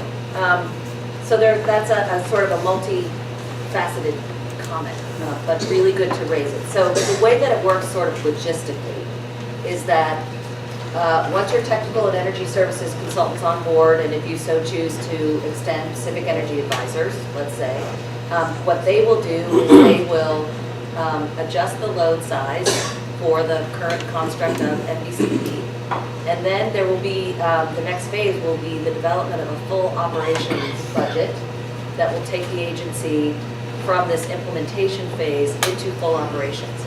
And when that budget is created, there will be some scenarios around rates and current market conditions, pricing, that are plugged into that budget. So there will be, and those people who do that work are expert in doing this. So, however, this agency, and it will be the policy board that has jurisdictions over setting rates, you all will be finalizing your rates for your customers in January if we are launching in April.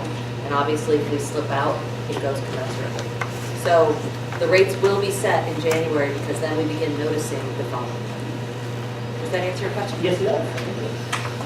Thank you, Mr. Chair. I was curious why the data management and call center vendor was being brought on board so early, so in the fall of this year, and the switchovers don't happen until the following year. So Yeah, great question. explaining that function. So our experience to date with other CCA programs says that for all of the, it's really highly technical back office work. It's integration of customer relationship management, all of the customer data download, all the customer switching. They have to set up with the bank in terms of the daily settlements that happen with PG&E. So there's a whole suite of very technical services that are embedded within that, in addition to getting your call center, staffed, trained, ready to roll for those opt-outs. The very minimum we've seen is a 6-month lead, and that was extremely stressful. So we are recommending that you bring on your data management earlier so that it can be a more seamless, smooth integration into the process. And in your experience, has there been some, sounds like a lot of the setup and getting it going is pretty technical, and you need people who really have this kind of experience. It also seems to me that there's going to be ongoing need for some of these functions, the call center, the customer relations, a lot of this financial work. Is there the possibility of transitioning to some sort of core staff? Absolutely. Yep. So that is absolutely contemplated, that in this coming year, there is a higher need for just assistance from people who've done it, been there, can kind of get it done for you efficiently. And this will be a decision of the boards, plural, I believe, that there will be a staffing plan. Once your interim CEO or permanent CEO is in place, there will be a full staffing plan that is brought forward to your board that looks at how you phase out your vendor support, your consultant support, and bring certain functions in-house. There are certain functions that you're probably going to want to keep outsourced. Data management call center is probably one of them, just because of the highly technical nature. Things like marketing and other things, you may want to hire staff and have that done in-house. So that is contemplated. Any other questions on the timeline before we move to budget? We're going to get anything from the public? Yes. Thank you. Yes, you can stand up and then discuss. You can. No, this is a quick question. On the line of credit, are you looking at early August or end of August? Because the board of supervisors from Monterey County is on recess for most of August. Okay, So thank you for the we need to decide notification. if we have to get it done by July or if we're going to the end of August. Well, we'd like to get it done by the end of July then, but we'll just have to see what's possible. Okay. So I know it's an aggressive timeline, and there are some end dates we can get to. I'd like to know a little bit more about the process for the CEO in terms of the hire. It shows July, and so we're in May. And so we all know in cities that it takes an incredibly long time to hire our city managers. Item 10. Item 10. Item 10, we're gonna get there. So you have some choices to make about that. I know. And we have, yes, you come up to, go ahead. Yes, thank you. Just on the hiring issue, one of the things that got a lot of the community people very supportive behind this was the fact that you're going to be hopefully employing local folks. To get local folks employed, it'd be great to know what the criteria is for certain types of jobs, so that if there's certificates needed, educational programs and stuff they can do now to get ahead of the curve, they can get those certificates in line so that they do qualify for those positions. Otherwise, we see possibility of hiring going out of the area for those expertise, that expertise we need. We can harvest that locally if we grow it and produce it. Thank you. Shall we move on to the budget? Yeah. In terms of timing, when do you plan to issue your first RFP for power services? And do you anticipate it to be similar to other CCAs, kind of a bundled scheduling of your services RFP, or more for long-term permanent partnership? So the answer to your second question is unknown. I think that will really depend on what makes sense for this board. My guess is that you might issue a couple of different RFPs, one which might be for bundled service, scheduling, power, what they call a first full services contract. But we've also seen other CCAs issue RFPs for local renewables at the very same time. So I think we can't answer that question specifically. I anticipate that it will be both and answer. But in answer to your first question, the initial RFPs, in order to launch in April, the initial RFPs for power services would go out, I'm going to guess, in the fall.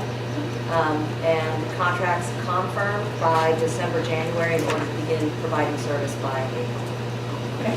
So look for those in the fall. Hi, good morning. My name is Andrew Hoffman. I work with Calcom Solar. We do solar with the Ag and Water District irrigation type customers from California. So we're very excited. We have some customers who've already invested in solar. We're excited with the new rates, so we're looking forward to getting that information. And they're looking forward to getting that as well. And then I also just wanted to bring some ground truth to this group in terms of as you're looking at procuring more local renewables. We've seen a real change in the timelines with interconnecting with PG&E for larger projects just in the last 3 months, where projects that are even just above 500 kilowatts are starting to trip with transmission cluster studies and things like that. So I would just encourage this group, as you get even targets for procurement or things like that, get that information out to the market. We'd love to go ahead and start working on it. And the sooner you can interconnect, sort of the less congested the grid will be, and the quicker those projects can interconnect. So the more information you can get out to the market, the more we can go ahead and start doing the pre-work with customers who are in territory or other things like that to get that information back to you all. And again, the sooner you can do it, the sort of earlier in the congestion process you get those renewables in the ground, the quicker and easier and the cheaper it is for customers for the interconnection process. So, thank you. Do you think we can maybe pull this screen up and try to get a little air in here? This is regarding rates. I was wondering about the January deadline. Is this also going to change a possible net metering situation, which we're in 2.0, not as good as the original one? And is it also going to incentivize rooftop solar? Because basically, yeah, we get less than 3 cents a kilowatt after we finish our true up. There will be a net metering, I anticipate that there will be a net metering rate established at the same time as the other rate. Hopefully it better. That would be the Okay, thank you very much.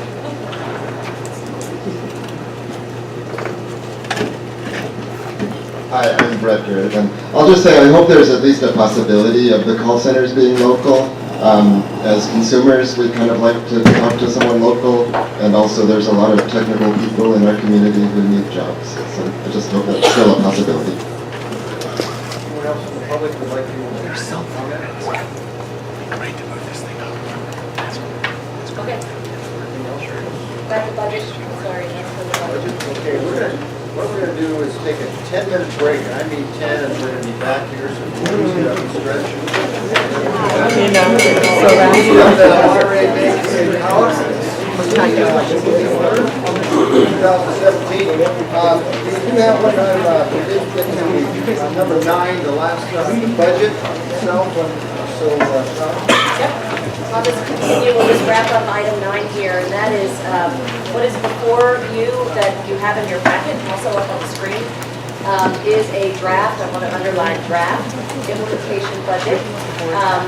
You will actually notice that the budget that was included in the packet has a total of $2.5 million for startup costs.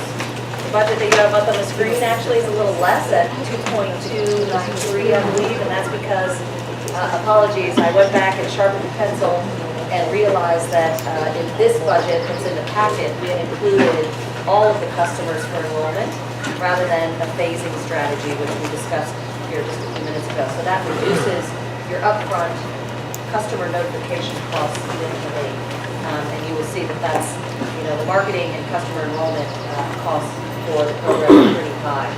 So I won't go through all of this in great detail unless you want me to, other than to say this estimate is consistent with the estimate that was included in the technical study.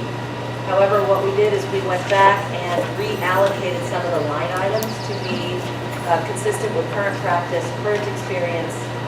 I will say that Clean Energy and I am working with multiple CCAs in PG&E territory right now as they're going through this exact same process. And so I'm pretty familiar with what things are costing these days.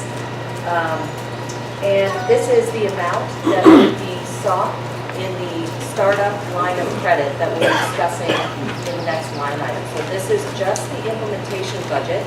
It does not include the cost of power.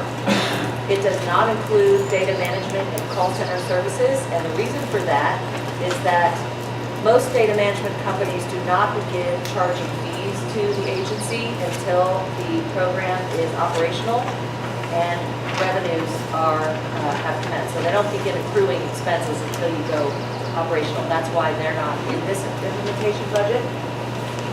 It does not include, this budget does not include what we call the internal soft costs or the staff costs that have already been incurred by the County of Santa Cruz and will be incurred by the county and others that choose to help out through this implementation phase. It does not include debt service. That would become part of your operations budget. A full operations budget will be brought back to this board once we've figured out what your load is, and we were just discussing that relative to market pricing, rates, and all that good stuff. That comes later. This is simply what the hard cost, we anticipate the hard cost will be to get your program, your agency up and running. Yes, sir. So the staff report recommends that the CEO, treasurer in place review this budget. I assume it's budget. Correct. I couldn't hear your question. It said return to the board for final budget approval. I'm wondering if the intent there is to return to the operations board and then subsequent to the policy board for recommendation, because I think this issue is a very important one. We struggled with a few of the points here with credit money, et cetera, and the budget. So I think it'd be, I would suggest that if that's not the intent, that we make that the intent, the operations board, the interim budget. So the plan of action is, a lot of this is going to be contingent upon all of your goodwill to meet over the summer. Because that is another reality that we're now becoming aware of when people go out of town. So the intention here is that we wanted to serve this up as an informational item today, just so you know what it looks like and the components of what implementation looks like. And then the interim CEO or permanent CEO hopefully comes on ASAP by July and takes a look at this as well. Goes back to the operations board and comes back before a joint policy and operations board meeting for approval. But ultimately, the policy board has jurisdiction over the budget. So the policy board would approve this, as well as later on approving really what is the bigger deal, which is your operating budget for year one. So do we have to wait for the CEO and the managers to review it, make sure? Yes, it does require. The process is moving along, we're trying to get this up and running, roll around, yeah. There's lots of stuff that happens parallel to this, so that is possible. It is not an action item for today. Mr. Chair, quick question. I see that we do have some money set aside for advertising and other stuff. We really want to reach out to all three of our communities. If we're going to pick vendors, can we make sure it's within those three counties and maybe distribute the money to all three counties? I know because we are a cooperation of counties and cities, and we kind of want to show good faith for our government. Thank you, Mr. Chair. I want to, I'm very interested in making sure that the public has access to what we're doing, so clearly there's a public here today. And I also noticed that we are being videoed. I want to thank Ginny for that arrangement and for Armstrong Productions for being here to do this. I'm wondering, I don't see that is perhaps contemplated in this budget. I'm not sure how much we should allocate, but it seems to me that having the policy board and the meetings of the operations board videoed, I don't know if it's possible to stream them, but certainly to archive those meetings so the public who is not able to be in person can follow the discussion would be great. That is contemplated in the board meeting expense line item, which got bumped to 15,000 in anticipation of those kinds of changes. Thank you. I am sorry if this is nitpicking. On the advertising campaign, it's 250 grand for print, social, paid, and earned. I'm just suggesting that maybe those be parceled out so we know how much is print, how much is social, earned media, what's the cost of things. It'd be nice if that was part of that in the future. And my other question is, I don't see advertising and community outreach on the timeline, so I want to ask, when does the advertising and community outreach officially begin? Great question. So a lot of it has commenced. And so the next big public push will depend on getting your vendor or vendors in place who will support that, A. And generally, we like to have them in place and really ramping up the advertising 6 months prior to program launch is the estimate. Could start earlier if you wish. And I see I was incorrect. It is shown on the hand line, it's November of this year, so I'm sorry about that. Between now and November of this year, when the advertising campaign has a big start push, will there be materials coming from staff that we can begin sharing with our communities if we have community events between now and then, so that we're all on the same page, giving the same messages, same answers to questions, and hopefully getting people excited about the rollout, but using proper information to do that. Yeah, so what's critical here, sorry to harp on it, but it's critical that you get your line of credit in place in order to begin to do all this stuff. So first we gotta get money in the bank in order to then get all of this out. But there is some good collateral we already have, and one of the very next things will be to update the website and all of that. So unfortunately, there's a linearity to this that has to start with capital. Thank you very much. Any other questions from the board? Any comments from the public? We will move on to item number 10. Discussion of the interim CEO position and authorization to proceed with the recruitment process. Amy Patel from Santa Cruz County will make that presentation. And if everybody could speak up as loud as they can, so maybe stand up as you're speaking. That's fine. You don't have to. Go ahead. I think you'll be able to hear me. Good morning. It's a pleasure to be here, and we are looking forward to working with you all. So this morning, we have 2 staff recommendations before you. The first is to authorize a search for an interim contract CEO, and the second is to appoint a subcommittee of the operations board that will evaluate candidates and make a recommendation to the policy board. So just to check, can you all hear me? Yes. Okay. The approach that we are suggesting here is to hire the interim contract CEO is based on 2 elements. It's the timing and the resources that are currently available. The timing is very critical, as you just talked about. The goal is to serve the customers by the spring of 2018. And Santa Cruz County has indicated that they would like to take a step back in the daily leadership. So we do need to bring somebody in very quickly. An interim CEO could be here by mid-July, August, because we would fast track a process that allows it. A permanent CEO search could take up to 5 months. In terms of resources, the permanent CEO salary would also need to include some benefits, and currently this agency is not set up to offer retirement or healthcare options. If we stop to also put that into play, there could be a further delay. So a contract CEO is really salaried, and Santa Cruz County does believe that they could fund that much easier. So those are the 2 critical elements, timing and resources, that we do need to consider. Should your board decide that you do want to embark on the interim contract CEO process, what we think that would look like is we would put out a request for qualifications.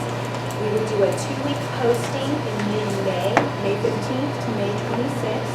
The posting would include publications in local and professional organizations. We would also make an effort to outreach to individuals who have utility or CCA experience. In early June, we would like to have the subcommittee evaluate the letters of resume and the interest letters, and then we board on July 5th. And meanwhile, in the staff report, what we have suggested is that an interim contract would be in the range of $20,000 to $25,000 per month. And that was a preliminary number that we came up with. So Santa Cruz County will do a complete salary survey to land on a number that would be appropriate. So with that, I would conclude my comments. I'd ask Sean, is there anything you need to add? Okay, the July 5th date, I think it's going to be a problem with coming around. Give me a problem for me, Mr. Chairman. Give me a problem for me. We'll discuss that date. I mean, I don't know if we can move it, we move it up to June. I know that everybody's got their series and all, but if they're around June 28th or 9th or something like that. So I think the 5th was just something we gauged based on what we thought you were meeting again. So certainly I think we can come up with something that would work for you. I'm thinking June 28th or 9th, is that in line? Yeah. Mr. Go ahead. So, I support staff's recommendation. I do think that there's one minor caveat, or the thing I would like to point out is that I think the JPA calls for a nomination from the operations board for CEO. So I think, staff would like to have a subcommittee of operations to help kind of advise the recruitment process. We can talk about that, but I think ultimately the recommendation for CEO is just come from the full ops board. And I don't know that it can come from just a subcommittee. Sorry, that Yeah. is Yes, that would be good. I have a question about, you said you're going to be open for 2 weeks, period. A request for qualifications, yes. That's, I mean, understanding we're trying to get this hired really quick, that seems really quick. Really quick. 2 weeks, you're going to come up with experience that to get the outreach that you want to do unless you're putting stuff out there ahead of time. Because it's critical that we get out all the appropriate publications and get the outreach out there. Just raise that, it seems really tight. It does, and I would assume that if your board were to approve this, our work begins this afternoon. And the goal would be to line up those postings, to delve in and figure out where we would do all of that and immediately do it. And again, that is actually the reason why there is that. We need to decide if we want to do the interim or permanent, because if we were doing a permanent, it would be quite a large surge, and it's exactly what you said. There's so much to do. So in the contract situation, we believe that we could do an adequate posting for 2 weeks, a very aggressive outreach, and we could get it done. Of course, if at the end of those 2 weeks, we did not feel that we had enough letters of interest or resumes, then we could always consider that. But this is really just the initial approach to keep everything on a timeline, because it is so critical. With Santa Cruz stepping back a little bit, you do need that leadership immediately. Mr. Chair, could I suggest that an alternative approach, that we contract with one of the counties or the cities to be the host agency for the CEO. That way you can hire an individual, you can offer them the full public sector benefit package, healthcare, careers, and so forth. And then for the interim, we hire an engineering firm. So we would get a firm on board, much like you hire a contract attorney firm to be your city council member. And that way, we can start immediately both with getting an engineering firm on board to be your interim CEO, and then we can immediately begin advertising for a permanent CEO and offer them a full public sector. So you could probably have the permanent individual on board in about 6 months. And then once that individual is on board and they set up all the infrastructure for the JPA to hire the employees and so forth, then the contract with the city or the county can end and they can become a full-time employee of the JPA. Couple thoughts. I think definitely worth discussing. There are a couple things embedded in that, and there's some decisions that your board will have to make. One that you mentioned is whether or not your CEO and frankly your staff will be hired on as public employees. So what other CCAs have done have, instead of going with a defined contribution model, which is sort of a public pension, typical defined benefit, thank you. Instead, they've gone to a defined contribution, thank you for correcting that defined contribution model, so that so that A, the CCAs are not paying attention, and also B, that they are able to recruit fairly high-level talent at more private sector salaries, because you're having to compete in order to get talent in the door. So that's a decision that hasn't yet been made by this board. So that's one element there. And the only other thing I would say is an engineering firm could certainly respond to an RFQ that was put out, whether it was 2 weeks or 3 weeks. I think the idea here with the interim is to have somebody who really understands, hopefully with CCA experience, startup experience, to be honest. It's not me. But just have someone who can really bring all of the leadership to bear when Santa Cruz County needs to step back, is what I understand. And that gives time for the longer term permanent CEO to be posted, and for all of that to happen. So this is to underline an interim situation. Could be filled by an engineering firm, could be filled by an individual. Is that responsive? Yeah, and I think the point whether or not we want to have this be a conventional public sector and offer those markets, I think we should make that decision soon. About that. It won't affect the contract. But the contract employee, it's very difficult to get somebody to move here for 6 months, they kind of rent a house, so you have all those costs associated with it. It may be something that you might have. Those are.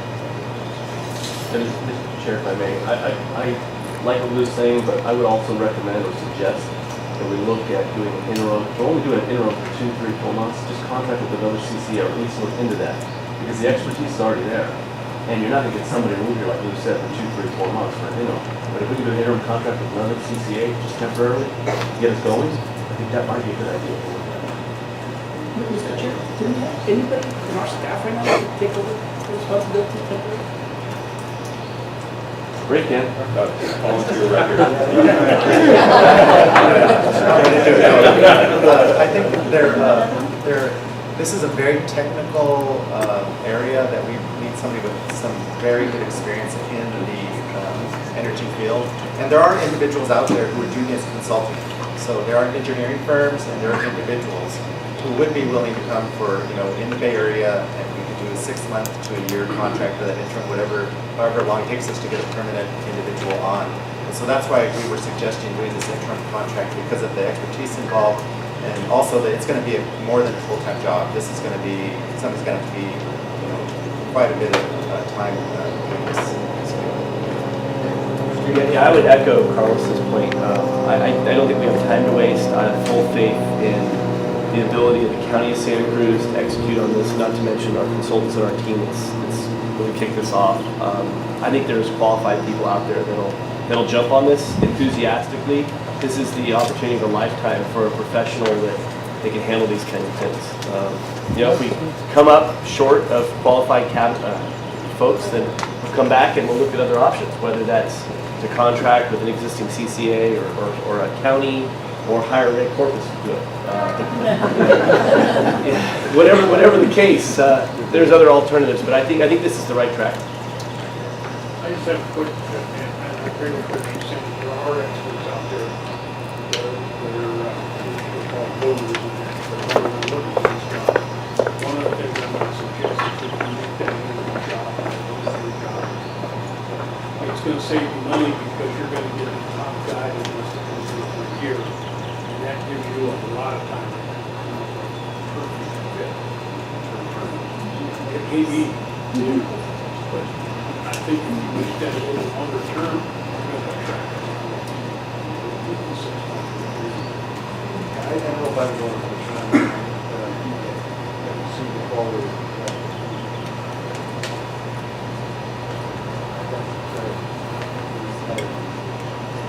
So I'd be prepared to move staff's recommendation with the only modification being that we form a subcommittee to help staff with the process, but then the operations board makes the recommendation of the candidates. I think the advantage is the flexibility that we have by doing this outside of one of our agencies with PERS is probably well worth pursuing at this point. Second. We have a motion and a second. is there anybody from the public want to come now? Well, I just had one comment. Just be cautious in terms of the setting of this, because you actually have a pool of, with some retired city managers and CEOs. They're very interested in the first system of coming back in, but they are limited to 1,000 hours a year. So if you want to tap into that pool of administrative expertise, setting up the agency, it really does have to be limited to a half year position. So don't close it around.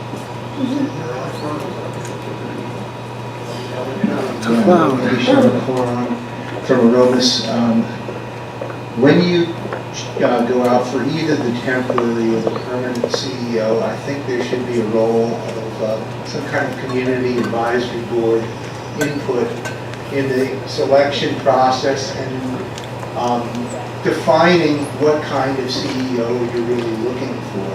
My experience, I served on the Aromas San Juan School Board, and I've served on many union boards, and often what you end up with when you're the chief executive in government agencies or public agency is a person who's not necessarily that responsive to what I would call the rank and file, the average person. They're more used to talking on a rarefied level to the folks who are their decision makers around them.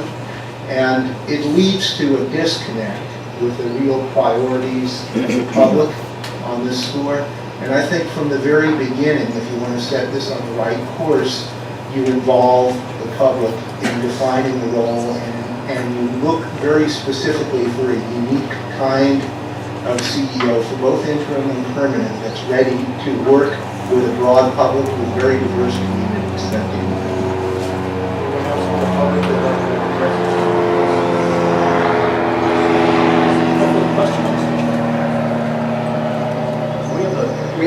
We have a motion and a second, yes, we do. Yeah. Okay. The motion, go ahead.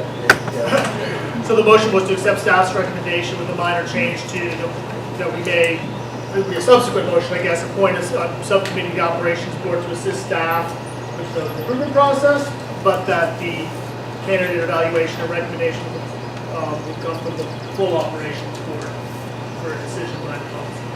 Second. Second by Another question, will that committee be appointed today? I would assume if the motion passes, then the next action would be to look for volunteers in the operation. Another clarifying question. It sounded to me from what staff said that it was, I also share the concern that 2 weeks is an awful short period of time. I know we're in a hurry, but it sounded as though staff might actually be able to stretch that to slightly over 2 weeks, or I wasn't clear. I think if we would need that, we would need to come back to your board, please. You're going to start advertising today? We're going to start working today, so to get that going. Okay. Thank you. So in the motion, I'll be recommending that the advertising be for a non-PERS contract employee and for what period of time. But I think that was still kind of hanging out there. So what's the advertisement of that individual going to look like? So what we're doing is a request for qualifications. We're doing it as a contract, so we are not needing to mention anything about the retirement at this point. What I would suggest is that we leave that open and not exclude those who may have the expertise who may be retiree, just to allow the pool to be a larger pool. But that doesn't mean that when you make a job offer, you have to make it to somebody that is a retiree, right? You can do it such that somebody meets the criteria that this organization. You can see the candidate. I would suggest not limiting it at this point. I think, I agree and I'll support the motion to get us going, but I think that the very next board meeting, we need to establish our interest in whether it's a personal agency or whether it is going to be functioning as a non-PERS public sector institution. And it needs to be defined fairly early, and I think the next board meeting is the appropriate place to talk about that. Because that drives the budget, it drives the perspective, it drives the recruitment. So I think that needs to be determined next week. So Sean, correct me if I'm wrong, but I believe that that would be something you need to do when you make that permanent CEO hire, and for the interim, it it's not as critical for rapidly complicated. Right, and that is part of the reason that I think the interim idea came up was that, you didn't have to jam through a very big long-term discussion. You could hire under contract while all of these other critical decisions were being made. Because the reason that I went a little white when you said that was that there's a number of other things that this decision affects other elements of employment policy that would be part of the scope of work for this interim CEO along with HR or whatever to develop a whole body of employment policy and benefits packages, including the first question. So the idea would be that it would be part of a bigger picture and come to the board, first probably to the operations board and then to the policy board. So this interim approach allows us to move ahead and take the time we need to get all the rest of those things in place. So I'm not sure, to be honest, that it would come back in June, but it will be ASAP. Mr. Chair, if I may just throw in one thing. Excuse me. If the board today is asking for it to come back as an agenda to talk about, I think that's important that this agency start with listening to the board's perspective, and we should talk about it. So I think it should be agendized. For a decision? Well, I think we need to have at least a first meeting where it's agendized, where We can, those that are on the board are coming, thinking about it, and thinking in terms of their perspective of which agency they would like to form. Not do decided. that on item number 15. on the future agenda. Mr. Chair, I'll build on what Mr. Smith said. I think it's important we figure out which counties or which cities are when they go dark. Because setting up a policy board meeting when you guys are out may not work on that timeline. That's item 14. So we have a motion and a second. All those in favor? Aye. Opposed? So ordered unanimous. Okay, we will now go to, I think the subsequent excuse me. action would be to appoint a subcommittee of the operations board. Are there any volunteers? Are there any volunteers? How many are you looking for? I don't think three's reasonable. Can't be more than a quorum. I'll jump in there. Three? I'll do We it. have Carlos. Ray, Jamie,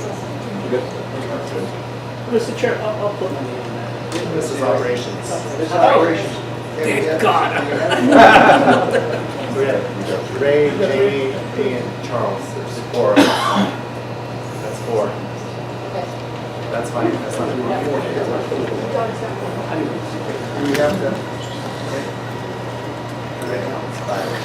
Thank you. All right, now we will move to item number 11.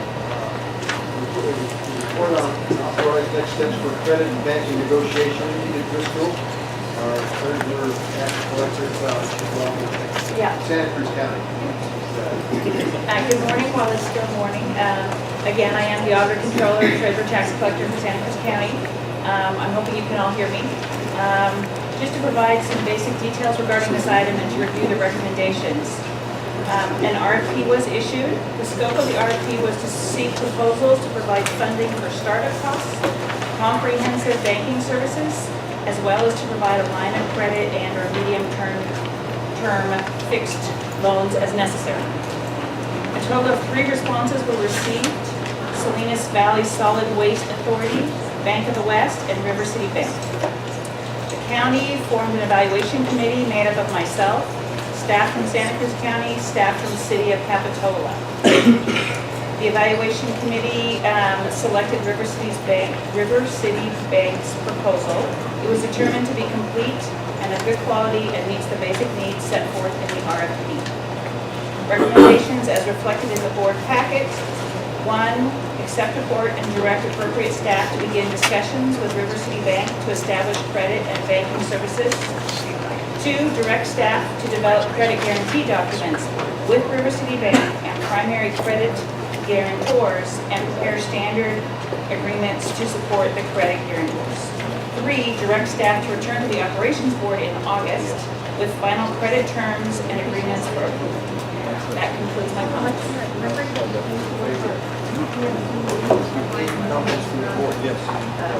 Yes, they mentioned the Bank of the West was incomplete, and so they were declared non-responsive. Then it said only one responsive proposal was received. So was the Salinas Valley Solid Waste Authority not responsive? They chose to respond to only one part of the So were they deemed non-responsive? Sure. Yes. I'm just saying, what was the disposition or the reason that Salinas Valley was not hit?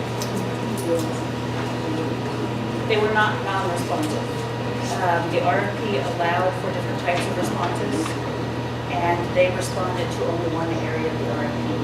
Bank of the West responded to one area of the RFP and left the second area for negotiation, and the third was River City Bank, which was the most complete. Okay. So Salinas Valley Solid Waste Authority was not chosen for startup capital because of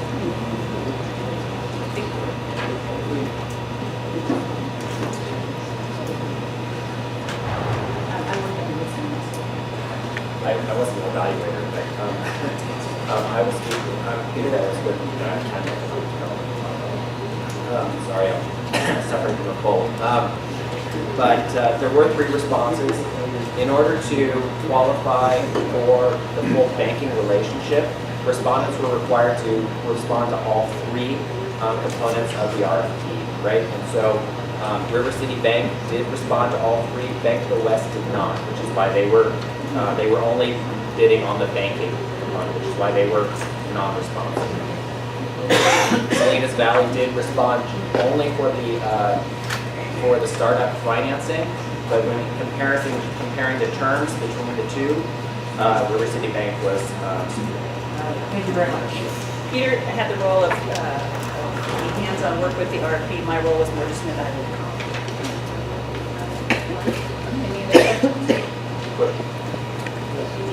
Who's the bank that Monterey, or that Santa Cruz County uses? Bank of the West. Bank And I of the West. believe that they, that could be why they chose to respond. But we were sure to reach out to every bank that every one of you works with, because we wanted to make sure that we covered everyone's banks that they have a relationship with. Did we at all ask other CCAs? I think River City or the River Bank is one that's common with the other CCAs for financing. Have we reached out to the other CCAs to find out other banking services or businesses to finance these lines of credit? So I can answer that a little bit. We looked to their RFPs as we were creating our RFP. And again, River City Bank is the bank for Marin County and Silicon Valley use River City. My understanding is that Sonoma is moving forward with, from River City's response, Sonoma's moving forward with a relationship with them. The thing is that CCAs are kind of a new credit. It's a new type of agency, and most banks aren't really familiar and comfortable with it yet because there's not a lot of history. Right? Where River City is now comfortable because they're working with several agencies. They're building their portfolio in this area. Bank of the West did not respond on the line of credit because they were just uncomfortable with the credit and not understanding how to finance it. Thank you.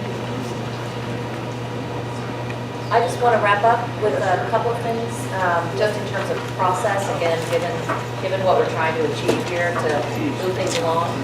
There's 2 layers to, there's a recommendation to move ahead, but what will happen is, if approved,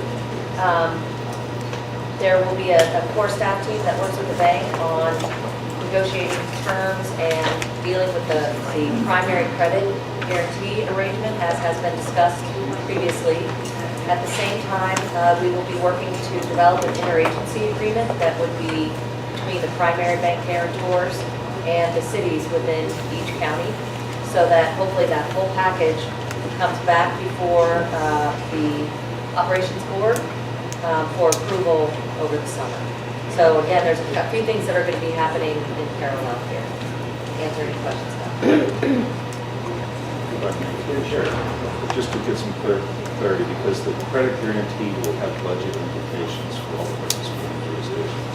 So it would seem appropriate that before you begin negotiating, you get direction, or at least from the operations board, to get some understanding of how the respective jurisdictions want to participate.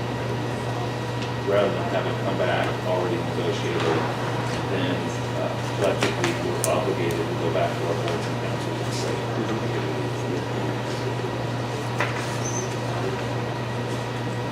So the conversation Sean and I had was my peers, the auto controller from Monterey, Mike Miller, as well as from San Benito,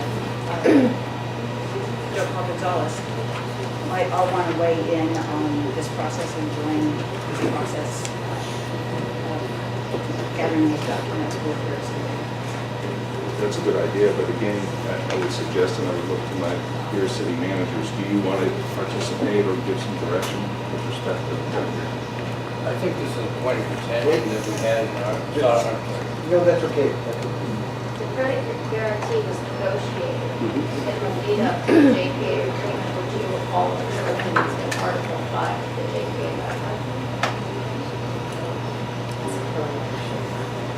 as opposed, so it will be, the credit arrangement will be a pro rata share. No, you have to read 5.3.4.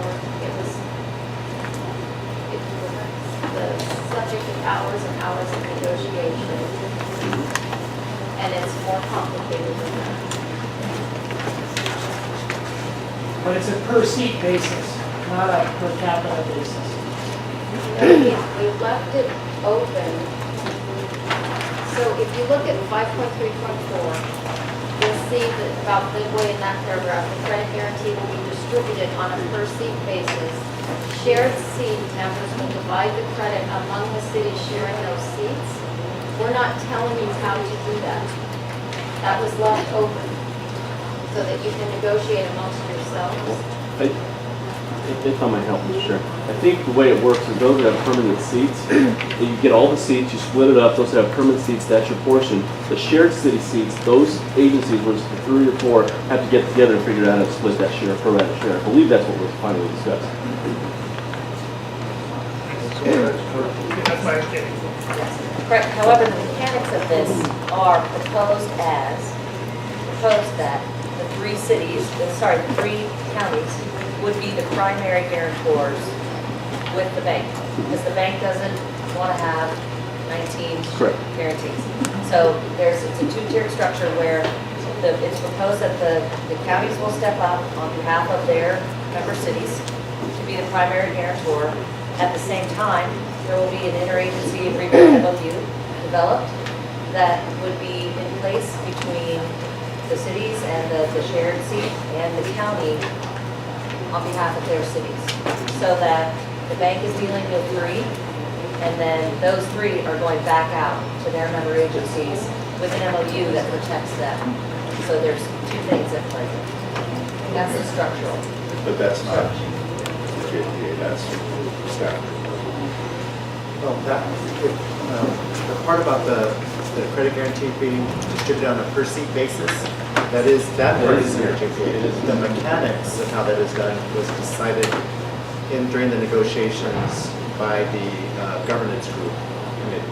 Now that was the recommendation, and it was the idea that each county would take the credit guarantee for their cities. And the reason for that was because you are able to, your staff had an agreement and a model agreement with your cities about how you've done that before. And so we agreed with that. We thought it was a great idea. That actual mechanic hasn't been approved yet. That part is still, that part was in concept and was still to be developed. But the concept was that the 3 counties take the credit guarantee, work out an agreement with your cities for that interagency per seed line of credit agreement. So that part we could meet in the operations board if you'd like to work out that piece of it. And that's what I'm suggesting, because that's a decision that we would have to bring back to the board of supervisors. It has budget implications, and then we would need to give an appropriate funding to those jurisdictions. Yes, the idea was that agreement would always go back to your respective board, because they're going to have to approve that actual credit guarantee agreement. My to respect their expression for And if we can, we'll develop a standard MOU interagency agreement, but if that's not possible, then we won't. Just a question about that, then are we still on the all this timeline to get everything wrapped up? My concern is, I mean, we need this money to pay our CAO, CEO, Let's pass the recommendations. All right, let's take it from there. Okay. So I move that we approve the 3 recommendations with their relevant tasks, including our staff report. I'll second the motion. Question here. An additional question, I don't know if it's public comment. Are you also saying that in the end it will just be an operations board decision?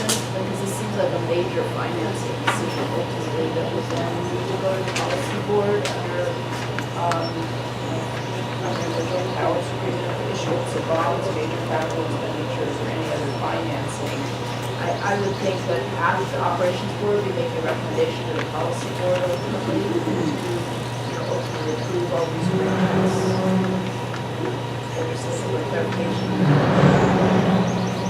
If I may, I think the intent in 5.3.4 was that every seat takes its pro rata share if it's a full seat or if it's a partial seat.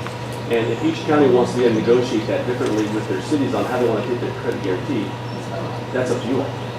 And if the CEO for Santa Cruz County and the cities want to together discuss that, we can do that. But it's clearly in here that we would take one pro rata share, possibly two in one seat. So. I'm also concerned about moving forward expeditiously. So I think that the fact of the matter is that these agreements among the county of Santa Cruz and the city of Capitol, they're going to have to go to our legislative bodies, our city councils anyway. So saying it goes from operations board to policy board and then to all the jurisdictions, it makes me concerned about the line of credit and actually being able to meet the timelines. So I guess the one stop we could take out there would be policy boards. If we know it's going to go to every elected in the region anyway. Sean, is that seems... I don't want to argue with them. Yeah. This credit guarantee agreement will also include, hopefully, the long-term financing arrangement as well. It'll be the startup credit relationship, banking relationship, as well as the idea that we're going to go with them for the long term. So I think it has to go back to the policy board ultimately. So I think it'll be operations board forming an agreement. Each jurisdiction will have to approve it ultimately, and then the policy board will have to approve it. Now the timing of how that works, I'm not sure. I think the policy board for sure will have to approve it because of it's a major financing decision. I thought that every entity that signed on to the JPA, they knew what the dollar.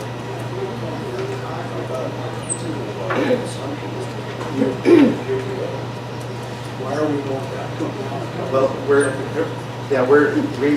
the JPA does include the general terms, but this is the specific agreement with the specific dollar amounts, which are not in the JPA. So this will be the actual specific dollar amount, specific agreement with each county and with the banking institution, with each city. So those specific agreements have to come back to each governing board.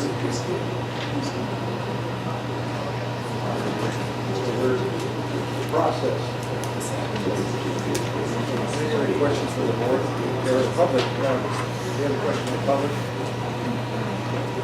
I'm Rosa Pachucha, actually the relationship manager for the City Bank. Closer to the mic, please. Yeah, I'm the relationship manager at City Bank for the proposal, and thank you guys for evaluating it, and it's really exciting to be here today. I want to kind of go back on, Sean, you kind of hit a good point where the timing, my experience with working with Silicon Valley Clean Energy, the thing that held up the credit availability was all of the back and forth between the various JPA members on the guarantees, and so I like the approach that you recommended with just the 3 counties being included, and then having them be kind of as a facilitator to that. that, we're happy to provide you with a draft guarantee agreement that we used prior.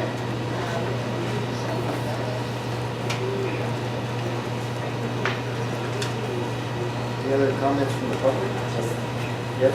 I just want to echo what it's Ray said. When this came, I'm the alternate for City of Marina. When it came to the City of Marina, the representation was we get 1/4 vote, 1/11 of the board.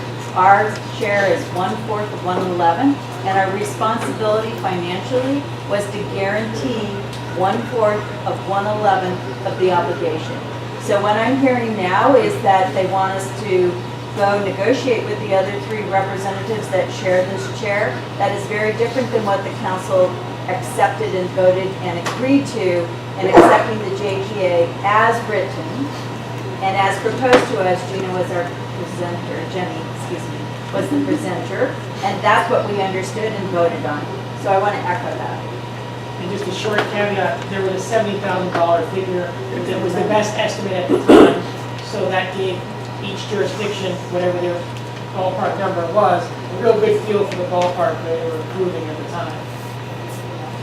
The amount that we were talking about is laid out in the JPA. That is not changed. That's in the Joint Powers Authority.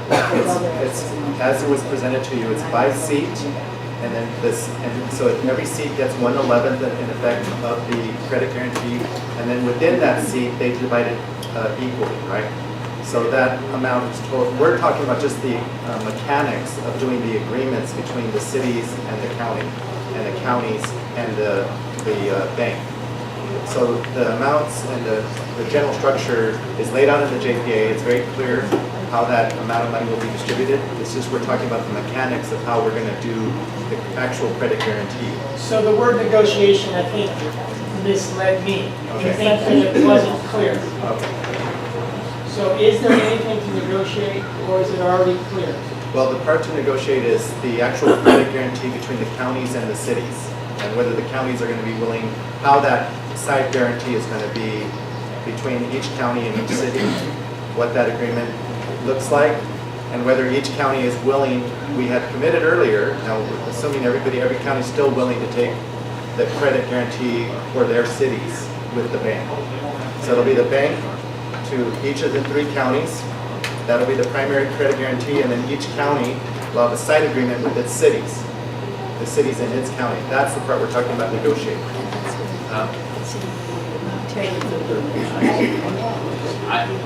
I'm not sure Monterey County ever strictly negotiated that. And that, now I hear there may be some problems between the cities, how they're gonna do it, especially with Delray Oaks not coming in. And then we're still on the hook for the line of credit, so, Luke. Supervisor, you're absolutely correct. This issue was discussed, and it was discussed in context of the representative number of votes, that there would be a weighted vote and so forth, but there was never a concrete agreement on how the credit risk would be shared. So the JPA is clear about the allocation of credit risk amongst all the members. And I think what is being said is that is not changing. What Santa Cruz staff is now recommending, and the bank prefers not to deal with 11 different jurisdictions. They want to only deal with 3 jurisdictions. So in effect, what is being asked is each county is being asked to serve as the guarantor for the cities within its jurisdiction. The implication here, it's not a cash outlay, but each jurisdiction must set aside and reserve those funds, and it has a budget impact. And so the concern for us this year is we have $55 million in storm damage, we have positions that are currently not funded, so this will be a current year budget impact for the county. So we're not giving money away. So what is being asked for us is it's being asked that the counties, each of our counties, if you will, front the money for the cities for this purpose. I'd like to clarify from the city perspective. I'm not asking, I'm not going to be recommending to my council, Monterey County, to front any money. I'm going to be recommending to my council for us to back a credit guarantee that Monterey County will be providing. So we will, because when we agreed to pay on this JPA, and I think we're just discussing semantics here, we knew our fiscal obligation. We knew the fiscal backing that we were providing. I don't think none of the cities are saying that, showing up and saying, no, we're not going to back that. We know we have to back that. Now, the mechanics of that is we have to enter into an agreement with Monterey County to give Monterey County certainty that we agree to set it aside or whatever we're going to do, so Monterey County is protected, so they're not left holding the bag on 2.5 million, their share of $2.5 million for Monterey County. So I don't think none of these three people saw Salinas Valley South. We know what we signed up to back. We're not saying we're not going to do that. We just got to work out the mechanics. And it's the same here. So I'm not going to ask the county to carry our burden on the $55 million that you guys already have prepared. And Renee, if I just, not to drag this on too long, but just to clarify, we fully intend that you would hold firm on your commitment. But from a budgetary standpoint, my point is that if the county needs to serve as the guarantor, we have to put those funds in a dedicated account. I disagree with you if I may. Yeah, there's no requirement to actually have a cash set aside. It's a contingent liability. And so the way that it's worked with other CCDs and Riverbank, there's been no requirement that we actually put a set of cash and set it in a separate account or anything. It's a general contingent liability, no cash set aside required. But we still have to report that on behalf of as a debt and obligation. It's a contingent. That's part of the discussion. It's a contingent liability. So it's not a true reporting debt. So those are the kinds of things that I would suggest that we discuss with the applicant. And this has been Silicon Valley Clean Energy has gone through this very detailed, and so we looked at it, and so we know it's a contingent liability. It doesn't go on your CAFR. It doesn't require cash set aside, and there's a model we can follow. And San Jose also rules it does not require that it needs to go through the So those are the kinds of things that we'd like to confirm with our auditors on this. So, Mr. Chair, it's irrelevant what relationship a county has with all its local jurisdictions because the bank all cares is the relationship with those three counties, correct? So if there's an in-planning per se, hardware, software, if there's something going on between the county and all those cities down there, the bank doesn't care because ultimately, at the end of the day, it's going to be San Benito, Monterey, and Santa Cruz that's going to be ultimately responsible to that bank. Is that correct? that is correct. So regardless of we decide to make a vote today or not, and it doesn't give a relationship, we're going to have with the local small cities and counties, the bank doesn't care. As long as there's a resolution and a vote that the three counties will be ultimately responsible at the end of the day. So my motion stands, but if there's any suggested amendments that cover the policy board role or that cover the county to jurisdiction process, we can make those amendments to the motion. And if I may, through the chair, simply that the policy board is engaged and participates in a meaningful way in the negotiation. Okay, so I'll amend my motion to add that we approve the policy board's engagement in a relevant way.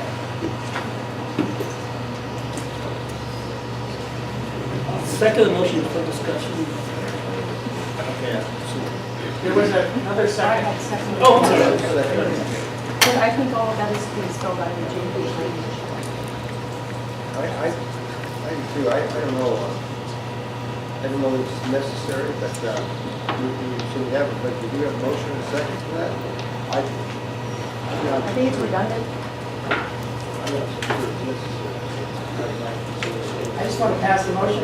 Yes. Just because I don't think it's necessary, I'm probably going to be supporting it. I concur that it's redundant because the JP does spell that out. Yeah, I guess I just want to make sure we're not stepping on our own feet, because I know the timelines are tight, and I just keep looking over at staff and seeing worried looks, so. No worries? I heard that it was coming to the policy board anyway, so that this is redundant. so I don't see how this hurts. Okay. I'm willing to leave it or take it out, I just want to move on. Restaurants You want to stick with the motion in a second? He's lobbying for this, guys. I don't know if we have a second at this time with that amendment. Well, again, I think the amendment is redundant. I think we are making sure that everything does get spelled out, and I know that this has been hashed out in other agencies pretty fluently, and I'm fine for the motion to remain as item number 11 on here. So we do have a motion in a second. Okay. Do you have one more comment? I asked the question, but I just don't know whether it's necessary. But, okay, all those in favor? Aye. All those opposed? Aye. Better take a look at how many of these.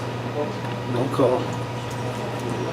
Better have a hand count or, well, yeah, it's there. Okay, all those ayes, raise your hand. There's the motion.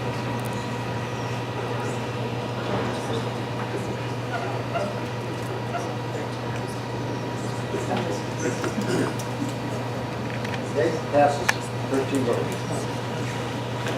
Okay, so go on to the next item. Go ahead. Just like we had just a minute ago, we had some volunteers for the ad hoc operations subcommittee. We do need some additional support for these discussions around negotiating with the bank and then the interagency agreements. It was suggested that the auditor controller of each county would want to be involved. That's a suggestion, not necessarily set in stone, but it would be good to know that so we can get moving on this. You guys have to go back to your auditor controllers? They're elected officers. They're elected. Unless there's other finance directors, we just need to create a small group that's going to help us push this ball forward with the banking. I think we just asking for volunteers.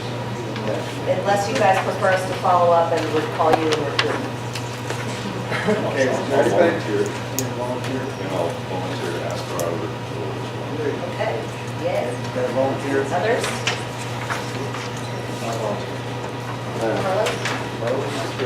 I'll ask my auditor controller. Do we have anyone from San Benito? Yeah, we'll get John Paul. Right now, we'll take them out to cheap lunch and. Cheap Okay, thank you so much. That would be number 6. Daddy City Okay.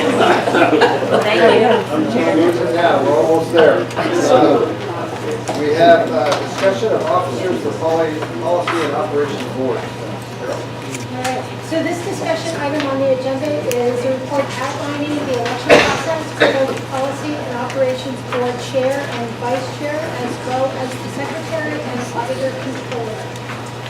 You will want to refer to section 3.9.1 through 3.9.4 of the JPA if you have any questions. But it states that the policy board shall elect a chair and a vice chair from the themselves, who will preside over the policy board meetings.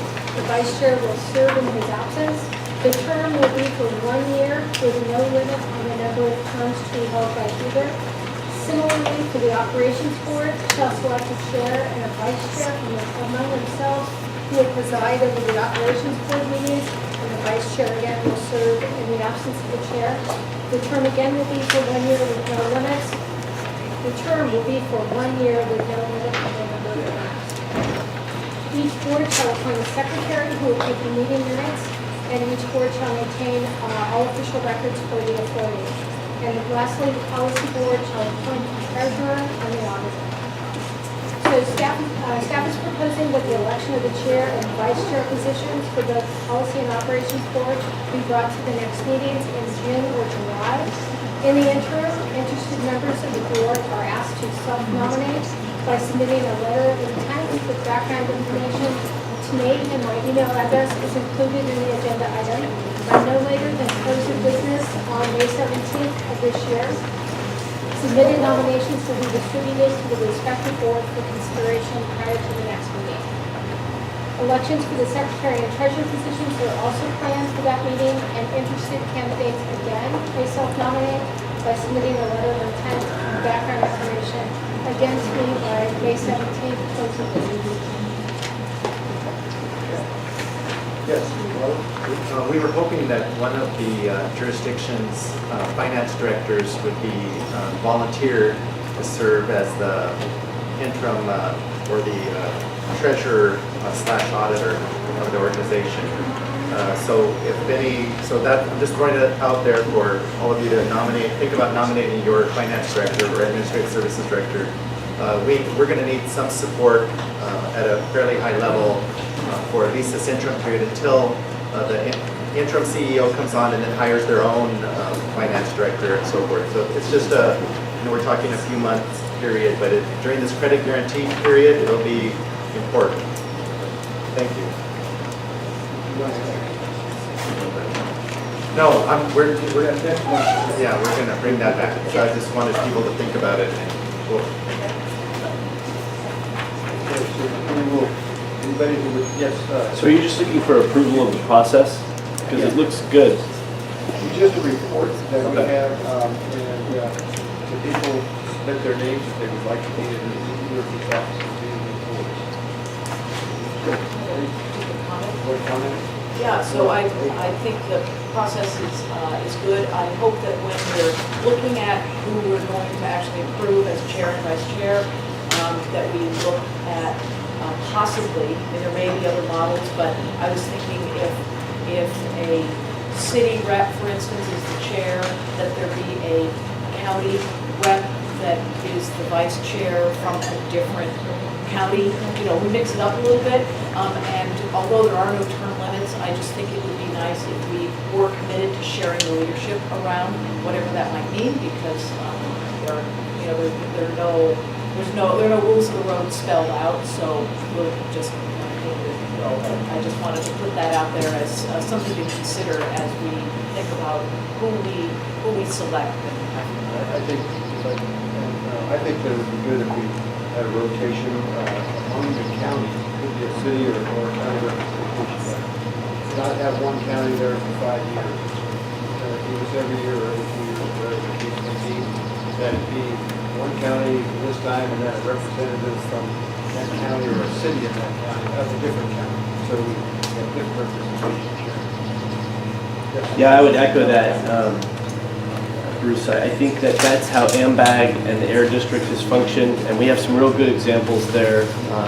That diversity really is a good practice. So I don't know if we need to write that in or if it's a cultural kind of accepted practice, but I think that would be a process. Yeah, that's good. Mr. Chair, I think we should establish a PA because whoever wants to run the chair. We can't do it if it's not on the agenda. Specifically. Let me ask a question, Mr. Chair. I know we're getting here in the schedule, but is the operations board going to meet before the policy board, or are we going to do this again at the same time in a month or two? That's item number 14.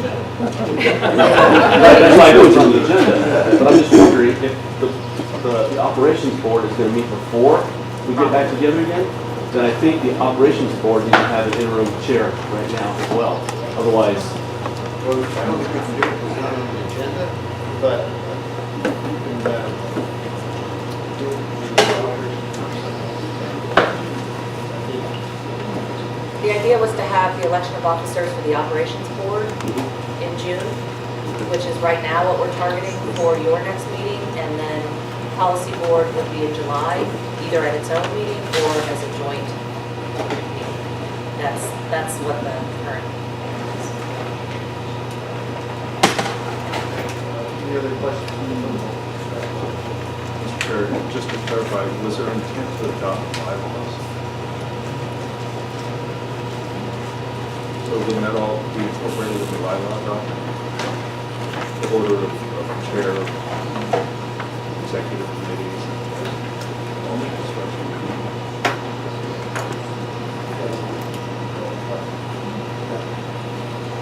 Yes, That'd be easier way to grasp it. Eventually, so some CCAs have bylaws like that.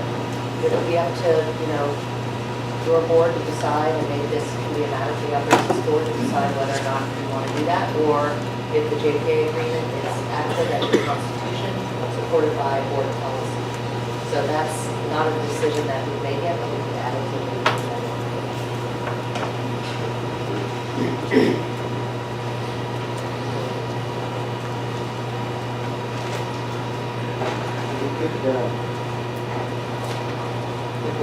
We'll talk about that when we get to 15, but I think it's part of the. Any other comments from the public? Any more comments from the board? Move on to item number 13, report to provide direction regarding the contract.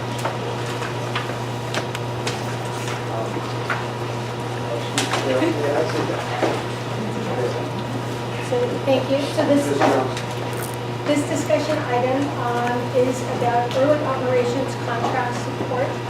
And leading up to launch, it's been necessary for Monterey Bay Community Power to utilize local staff from member agencies as well as consultants from as well as outside consultant expertise. So what we are contemplating is that vendor selections will include, and some of these items have been touched on already, technical and energy services that will include analyzing load data, submitting the implementation plan to the CPUC. The next item of support would be for community outreach and marketing efforts to continue to provide ratepayers with information that will enable them to make an informed decision. Implementation and operation support will be required by existing interim staff and the future CEO in the areas of governance and administration, as well as data management and call center services, which will include managing customer account data, switching, billing and payment settlements, reporting to customers, and processing opt-outs. So the County of Santa Cruz has already engaged vendors in the first 3 sets of these services. We've engaged Pacific Energy Advisors for the technical energy services, Miller Maxfield for community outreach, and Clean Energy US for implementation and operations support. We are presenting 2 options here before you today for your consideration. Option A is to update the scope of work, amend and transfer existing contracts to PEA, Miller Maxfield, and Lane from the County of Santa Cruz to Monterey Bay Community Power. And because we don't have an existing contract, issue a new RFP for data management and call center services. Option B is to issue new RFPs and negotiate new contracts for some or all of the service categories. Our staff is recommending option A. We've been pleased with the experience we've had with these vendors, with their technical advisory implementation plan that was drafted, and with the other vendors as well. And by doing this, we would decrease time in going out to an RFP, as well as the administrative burden and continue the momentum that we already have going. Option B would require an RFP process and contract negotiations that would take additional time. I think that the way we've been proceeding now, and this is a different type of agency from any other that's ever been formed. So I think that the personnel, the companies that we have now, this keeps no end. Unless there's a good reason to change it, I think rather just stick with working with option. Yes, sir. I just think that option B should be the first agenda item to do it.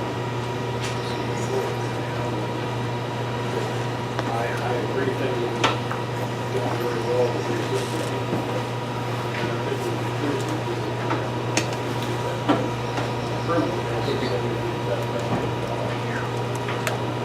So I think it should be Allow to do it like we're doing it. To agree to continue on the way we are, but very soon, probably right after we pick our chief operating officer, the RFP should go out for contract. So that we're sure that we're getting the best. I agree with everything Ray said, and I have a question. How much would the option be delayed be? Would it be 2 months, would it be 5 months? I would probably say between 3 and 4. And especially if we're talking about issuing all of these RFPs at the same time. And staff time to develop them, review them, come back to the board. And the staff that would do that work, is that the same staff that would be doing other implementation project work? Are you asking if the staff who would be reviewing the RFPs would be? Yeah, does this stress the bandwidth of the staff who are doing other work? Am I looking at the staff? Thank you. I have plenty of support for this. Just a comment and question. So or actually 2 comments. I apologize that I keep closing my eyes and pushing on my face, but I'm getting a migraine. I'm trying to stop it so we can make it through this meeting. So, my comment would just echo what's been said about the need to really consider option B, and that's not to suggest that the current list of potential contractors won't do a great job and could be selected, but I do think there are plenty of contractors out in our region that may also be interested in working with us. And just echoing the principle of geographical and economic justice, I think it's in our interest to not be closed off to option B. I understand the need for efficiency to get this up and running. So that I'm wondering if you can tell us a little bit more about the decision for these particular contractors. I think that, and I appreciate that, I think we should put the best out there if there's something better. But I think under the circumstances, I think the first an extension of 6 months, looking at that, Yeah, I think you already said it. I was going to encourage some type of a motion that would ultimately put a timeline of 6 months, bring it back, and then go out to an RFP to give other opportunities to selection. By that time, we will have a CEO in place that could then steer that. And so this would not be a granting of a contract for a long term, but actually it's for 6 months.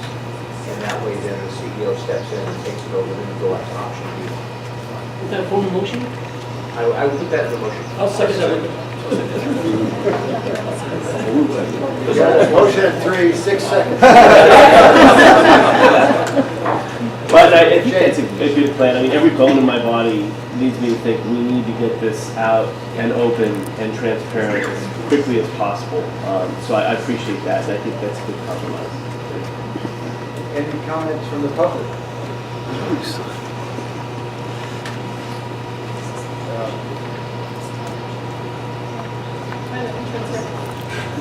Come on. Why don't you come on up here? Line up.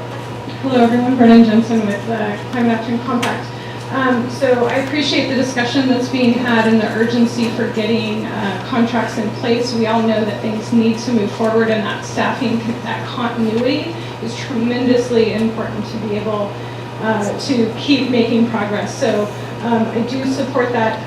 However, I do also want to give a little bit of voice to the option B, precisely from that perspective of being able to provide opportunity for local businesses and services who may be interested in providing these services to be able to inform the process. And also just a reminder that there's going to be really key decisions, obviously, that are happening here in the next 6 to 12 months. So whoever is kind of at that table is really setting the stage for the future of the agency. So I do want folks to just kind of keep that in mind. And then I thought I would just ask a question to Sean. Maybe you could give a little bit of voice to some of the key documents that are going to be created over this next year, and in particular, kind of the implementation plan and the concept around the integrated resource plan. I know that there's a lot of discussion about that during the negotiations, and I think that's particularly at issue for some of the stakeholders in the community. Thanks.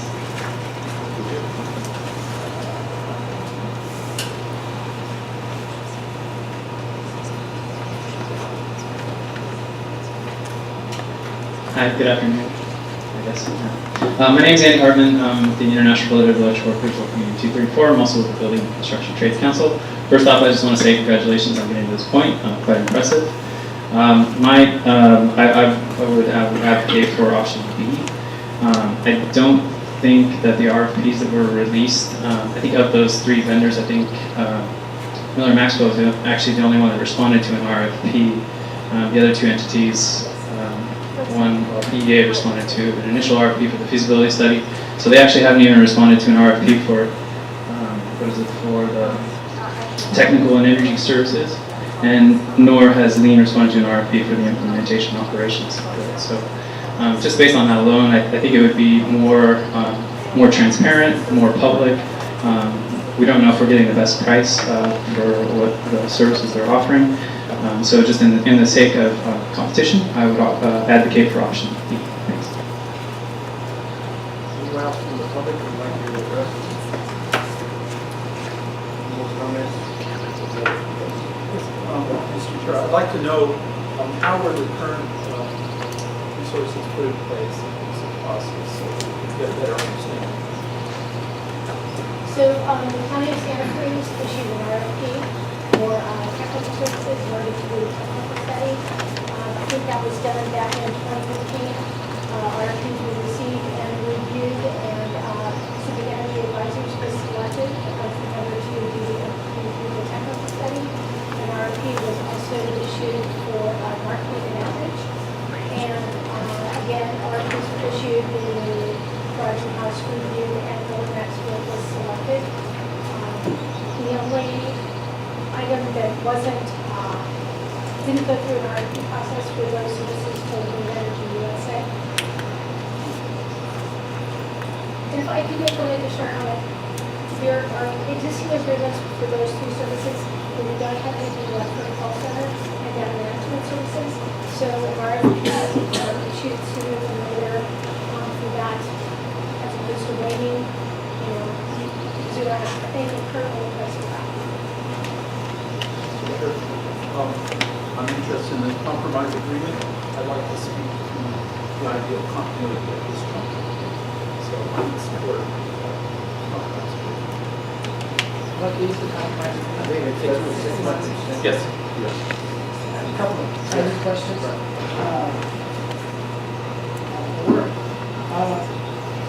Is there a contract with Lean Energy that could easily be turned into an RFP as far as scope of work?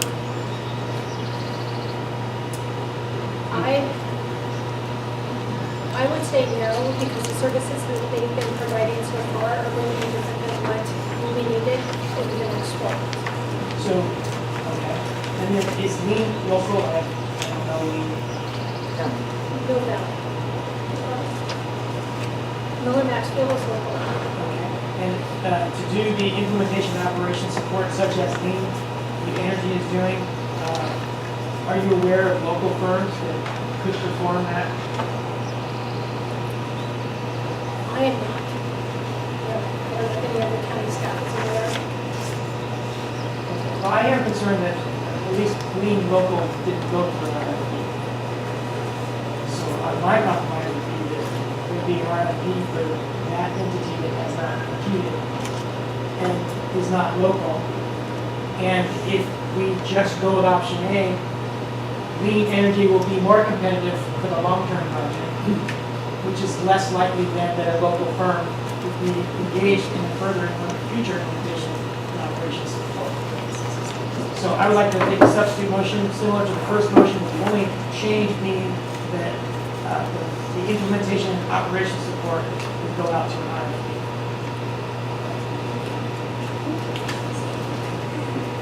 Yes.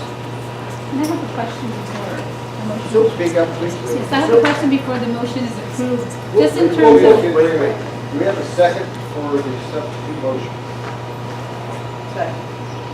Under the question, parliamentary procedure question, Mr. Chair, how can someone remove a motion on the table with another motion? No, it's still on the table. So what we're doing is we're gonna discuss and vote on motion number 2 first, right? Correct. Thank you. Thank you, Mr. Chair. So I still have my question, Chair. Yes, go ahead. So my question is, in regards to the procurement process that was used to retain the vendors in option A, where we're using existing procurement policies from the city of Santa Cruz, do we have a procurement policy established as part of this JPA? Or that is something that is needed in order to look at some of the geographical or local preferences that we want to include as part of our procurement of services? Yes, those 2 RFPs were issued from the county of Santa Cruz and followed our purchasing guidelines. But as an organization, as a JPA, we don't have procurement policies yet. Bruce? Yes. So a couple points I want to make really quickly. I think everyone needs to be cognizant of the fact that if we don't move forward in a timely fashion on this stuff, this is not going to make our April rollout. So everybody, I mean, I understand the desire to issue RFPs. Believe that, as city manager, I believe issuing RFPs to get the most competitive rate we possibly can.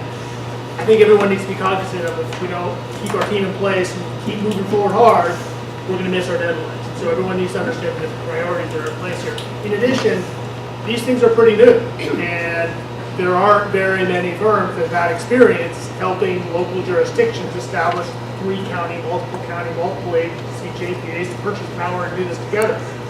Lean is one of the only, I don't know if there's one in Southern California, but one of the very few firms that does this. So I think everyone needs to be really aware that if we jump ship now, we're probably not going to make that April deadline.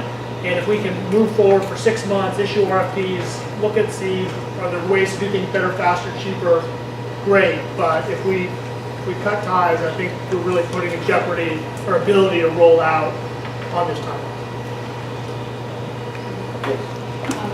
I just want to say that when I saw this, I was worried because I saw no contracts, no scope of work. I was sort of thinking, uh-oh, we're being asked to approve these right away. The thing that really interests me, I would much prefer to go out to RFP, but I think the time constraint is really of concern.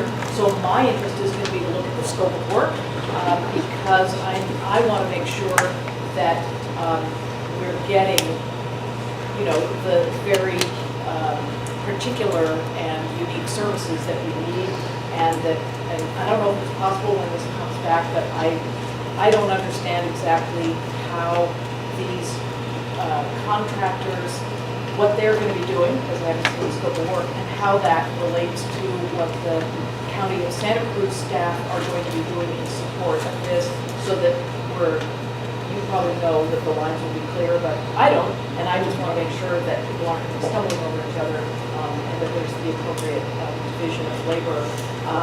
I also, from the perspective of Monterey County, some of my colleagues had concerns that the outreach was not as robust and responsive to Monterey County as we might have liked. So when the scope of work comes, I want to be sure that there is that possibility that Monterey County gets served very well by I know these folks have the ability, so I just need to make sure that we're getting our residents are getting what they need in this. Yeah, no, I would echo Jane's remarks, and I think all of us embrace what you're sharing. We're all very sensitive to local procurement and the benefit of the local model we're really dealing with. To Councilmember Ed's point, we're buying ourselves a little bit of time, 6 months, and though this team is extremely capable, this will just add more excitement to the moving animal that we're riding here. So I think the original motion covers that, and I think as a board we'll embrace that. Mr. Chair, if I could, I just think this is the interim. Let's get up and get started. When we get the CEO, we you know, we're going to be looking at what we want our staffing pattern to be for the JPA going forward. We're going to be able to have a lot more to say about it. Right now, we just need to get ourselves in a position to be able to offer energy to our residents. So what's on our table, Mr. Chair? What's the We have a substitute motion to continue with who we have, except for Lee, and go out to an RFP. Is that correct? Yes, and in 10 seconds, I just want to say that being this our first meeting, we are setting the stage today on how we vote for sticking to some principles that I think we all agree met. I will support Mr. Smith's position that's given 6 months concept, which basically means no. Yes. And again, I think that we're hearing a strong momentum about the scope of work for transparency purposes. We should have this available for the community to see what that scope of work is, website or otherwise, maybe even part of what comes again for our next meeting is what really is the outline for each of these agencies that are doing the service for us, that we're paying the money for, that the community needs to be aware of.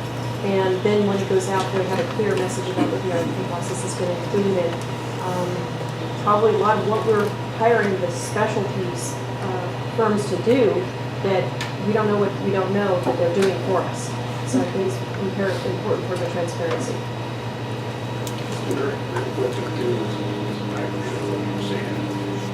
There are groups out there that now that we have established this JPA with 3 counties involved and all residents involved, that are going to be gearing up to do this with their equipment. Energy was picked because of Mill Valley, that first one that started. So they had the experience at the time.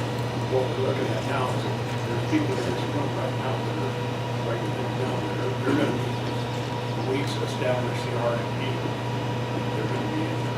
It's not going to be, they're not going to be doing it. I think if you give them 6 months to get to the next step, you'd be surprised.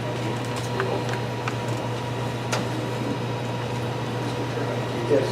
Yeah, I'd like to concur with Marco's earlier comments. And I'm very sensitive to the issues that you're trying. And I think that's very important. And so to some extent, we've been on a rush. But that's very important for what we're trying to do. And I think your comments were very important also because there's going to be a lot of localities that are on each other.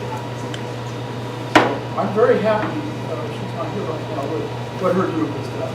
I've seen the preparation, I've seen all the documentation, so I think the excellent job has been done, and the choice that came to that, your choice basically. And so I'm very happy about that.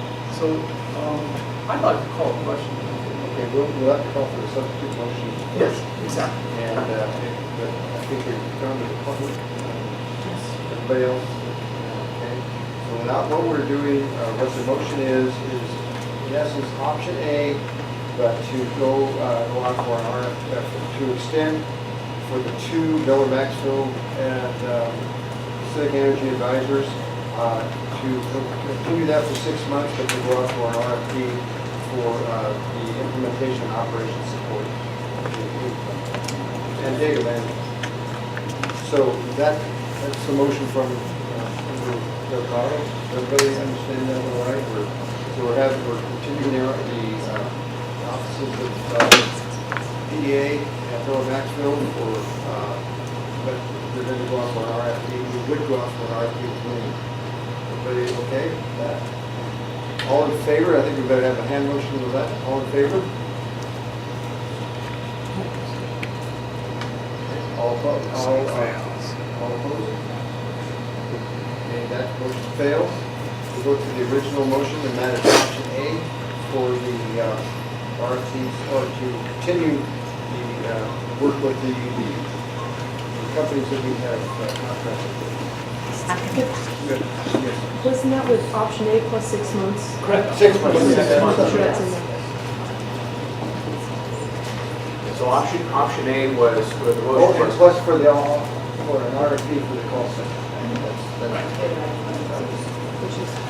Correct, and I mean, that's part of A. So option A was putting a timeline of going out to an RFP within 6 months to establish the vendors that the agency will need.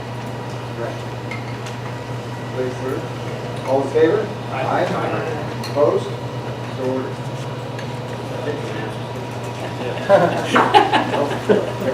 Don't go against that, okay. Okay, I'll be a little bit more pricey restaurant.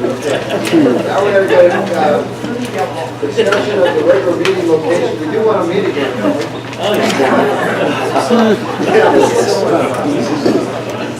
Really, we've gotten through this pretty darn well. I'm pretty pleased with that. Thank you very much. So, we're going to have, I guess, to get an idea, whittle it down. There's been suggested July 5th, and I'm not sure that's the right one. That's for the joint boards. Probably the 28th and 9th was pretty tight. I think somebody, John said, for our next meeting, but I think this, first, let me start with location. I think this location is central. It does, I maybe just have some logistics concerns, possibly, but I think this is as close as we're going to get to the middle, getting people here. And I haven't talked to the Benito Library specifically about this, because they don't know when we might be meeting again, but just anybody's idea. I think it's best that we have it centralized and not move it around, because if we go south, north, or west, east, or whatever, it's going to be a longer drive for 2/3 of the stuff. What's the suggestion? Yeah, heard it. Give it to the chair's prerogative. They provide lunch. I think, go ahead. You can make, I won't make some motions. What, we need Here. Marina, okay. Well, I think, sounds like Marina might be a good location. I'm gonna try to suggest a regular day and time. I mean, I think it was suggested in the board report first Wednesday. Now, July is gonna be an issue, and we're gonna probably find another time for that. But in general, does the first Wednesday in the morning seem to work? Now, Vice Chair, maybe I can grab somebody from the library to confirm that if we agree on a day, we can get the week. Before we do that, I just have one point related to that is I know that when we schedule meetings and we want to televise them, it's relatively expensive when you use a facility like this versus one of our board chambers. So I don't know if Marina would be willing to host in your board chambers. They're already wired in and set up for easier. So I just want to toss that out, that everyone's cognizant of the sort of technical challenges of trying to do the meetings in a venue that isn't necessarily as hardwired for that sort of stuff. That's board hearing. That's a good point. Well, so you're suggesting. I don't know. You're suggesting the Marina Council chamber. I'm tossing it out there to Marina. I don't know how big it is. I don't know if it could seat this many people. It may not be feasible. It's approximately the same size, but it has a dais, and it takes up some of that room. Could you seat 10 at this? Because I think each individual board has 10. 11. Isn't the next one a joint as well? We're anticipating a joint meeting sometime in July, but that the operations board itself would be in June. Okay. Mr. Chair, I would propose that we stay with this for a month or two. We then query what our needs are. There's a couple other options, but I agree that once we land on a place, it should be always in the same place. The only other room that I can think of that's large like this is the Monterey Air Quality building along Highway 68. But I think with time, we need the calendar and we need to bring in the camera piece and the microphone piece to fix that. I think this room is fine for the next at least 6 meetings. Now we have consistency. Yeah, I'd echo that. I love Marina. It's awesome. We have a great host and lots of dining options. Honestly, this is wonderful, and I'm sure we can work out the technology piece. I'll leave it up to the chair if we need to vote on it. I mean, I think what we'll do is before we adjourn, we'll set a meeting, a date, and then to place as well, and it may well be here. This day and time's good for me, I don't know. Yeah. We're not going to need a motion for this actually, but we'll keep that in mind. I think in the next few meetings, I think it's a good suggestion by Councilman Smith that we stick with Maria, so we can be convinced that someplace else is better, better. Okay, now I guess we go to the operations board first to meet potentially for June 7th. The operations board. This is not here.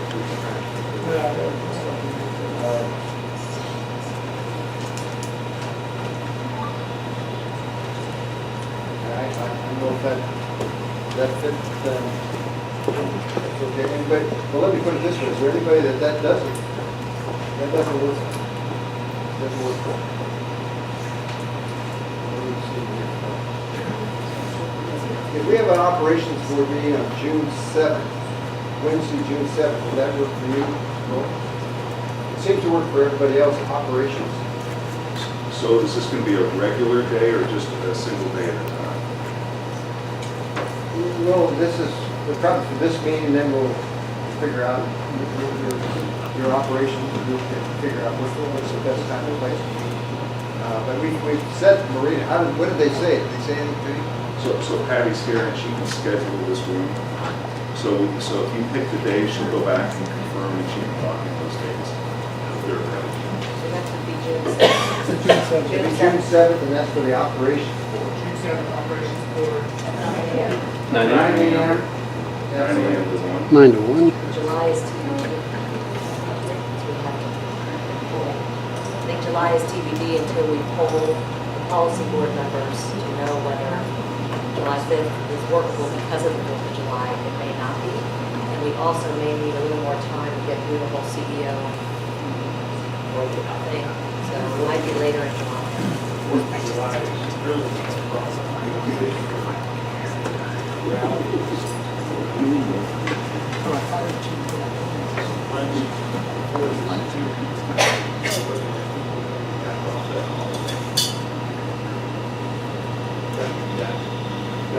it's not a concern because of the rally, it's a concern Vacation. That's the trick. It's not on vacation. So is late June too soon? Is that why we're in July? It's okay. I think what we need to do is go back and digest some of the moving parts here.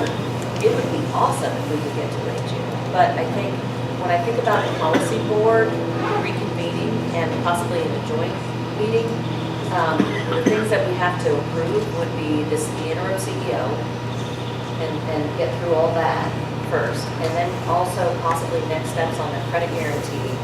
So the question is, we could have a meeting. It's a matter of can we get all those things done with all the various counterparties by the end of June. And I think that's largely sort of dependent on you guys in some ways. So is the second week of July postponing too much? I think that's what we talked about that.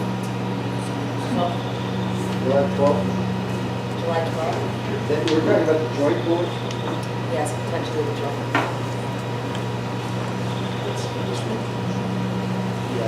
Yeah, because I think when you were out, they were saying that you'd like to stay in this room for a little while until you figure out other options. Yeah. So if you just give Patty the date, she'll look for. Let's look at, it was July 12th at 9 a.m., 9 to 1. I think they won't be that long. No, I hope they're not going to be that. I think it'd be 9 to noon, let's say, no. Involving July 12th? She did confirm the date for the operations board. The operations board seems to be fine on June 7th at 9 a.m. here.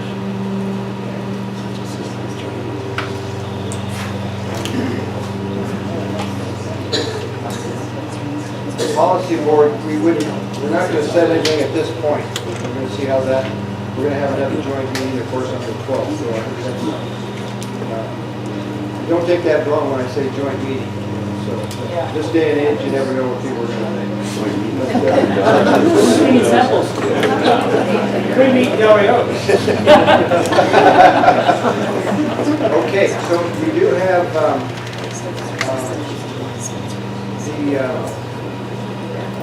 June 7th, 9 a.m. here for the Operations Board, July 12th at 9 a.m. here for the Joint Board. I would guess we'll put them down from 9 to noon. Do we have any public comments on that?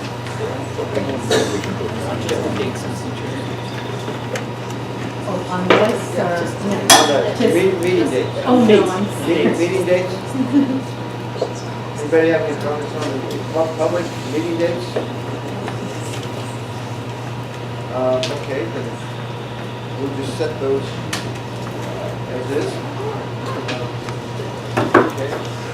Then we have board member and staff announcement, request for future agenda items. We had a couple of those in the process, and we said wait till item 15, so here we go. I think Councilman Smith. Yeah, very briefly, I tried to keep track, but recruitment, I know that's going to go back to the policy board, but recruitment of CEO, the model, bullet point 2 is the structure of the agency. I think we need to talk in terms of what we envision that this is going to look like based on recommendations from the current advisors we have. I'd like to hear more about the structure moving forward. Then the question of, is it public agency involved in PERS, or do we want to pursue an agency that is not PERS, but as other, and help me out, it's not defined benefits, it's the other one. Defined contribution agency for the employees. The other thing is, whoever's taking minutes to go back through, I know there were other board members that mentioned other things they'd like to agendize. Thank you. The executive board should be agendized. Executive board to the policy agenda. Executive committee. And I had a couple of items. Okay. Advisory board, 1 or more or 0. That point we talked about earlier, the long-term strategic goal of, I don't expect this to be next meeting, of course, but building out the local renewable generation projects and the prevailing wages, local workers, that whole issue is line 8. And then bylaws, I'm not sure what we read. So if there's anything to do with bylaws that we need to address, like whether we read them or have them. That was it.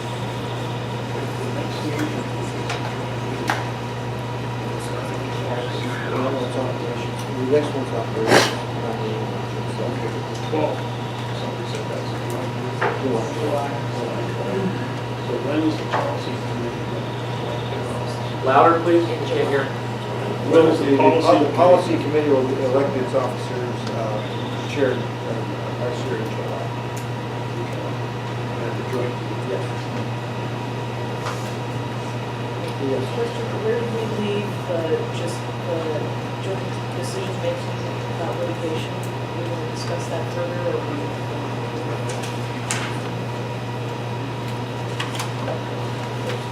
It's so long ago.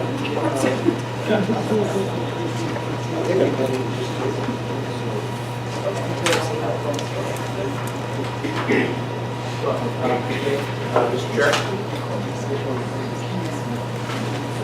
Yeah, when we talk about the advisory board, for the next meeting, it's good to have some ideas of what you want to specify and why.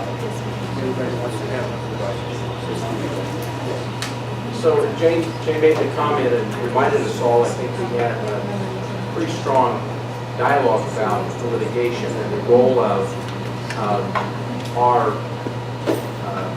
operations committee versus the legal authority role of the policy board. So I think that should be agendized for clarification, whether we change it or not for the JPA authorities. But I think it merits a deeper meaning and understanding and dialogue for all of us to go through that roles and responsibilities of both of those boards. That'll be a good I do have a very tiny item that I think would be very brief for the next agenda, which would be just an update on the county-city financial agreements, so we're all on the same page that we're moving where we want to go.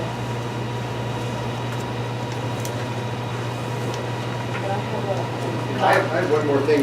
Some of these oaths of office have been signed and some are not exactly correct. And if you can sign them, if you haven't done so yet, we'll make sure that they're done properly, and I'll try to get them all back there to read.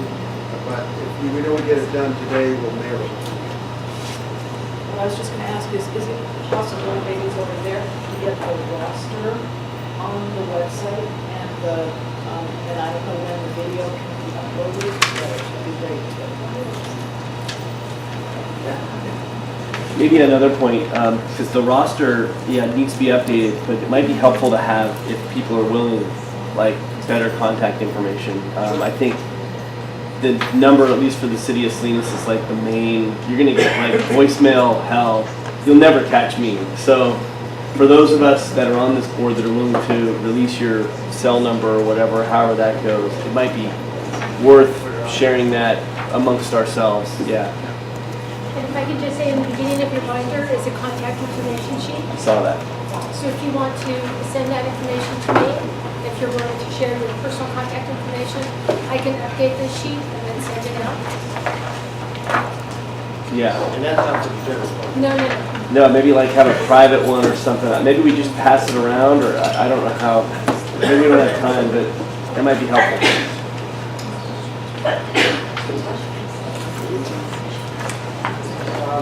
Okay, is there any other points that the members of the committee want to bring up? We will adjourn. Public. On future agenda items.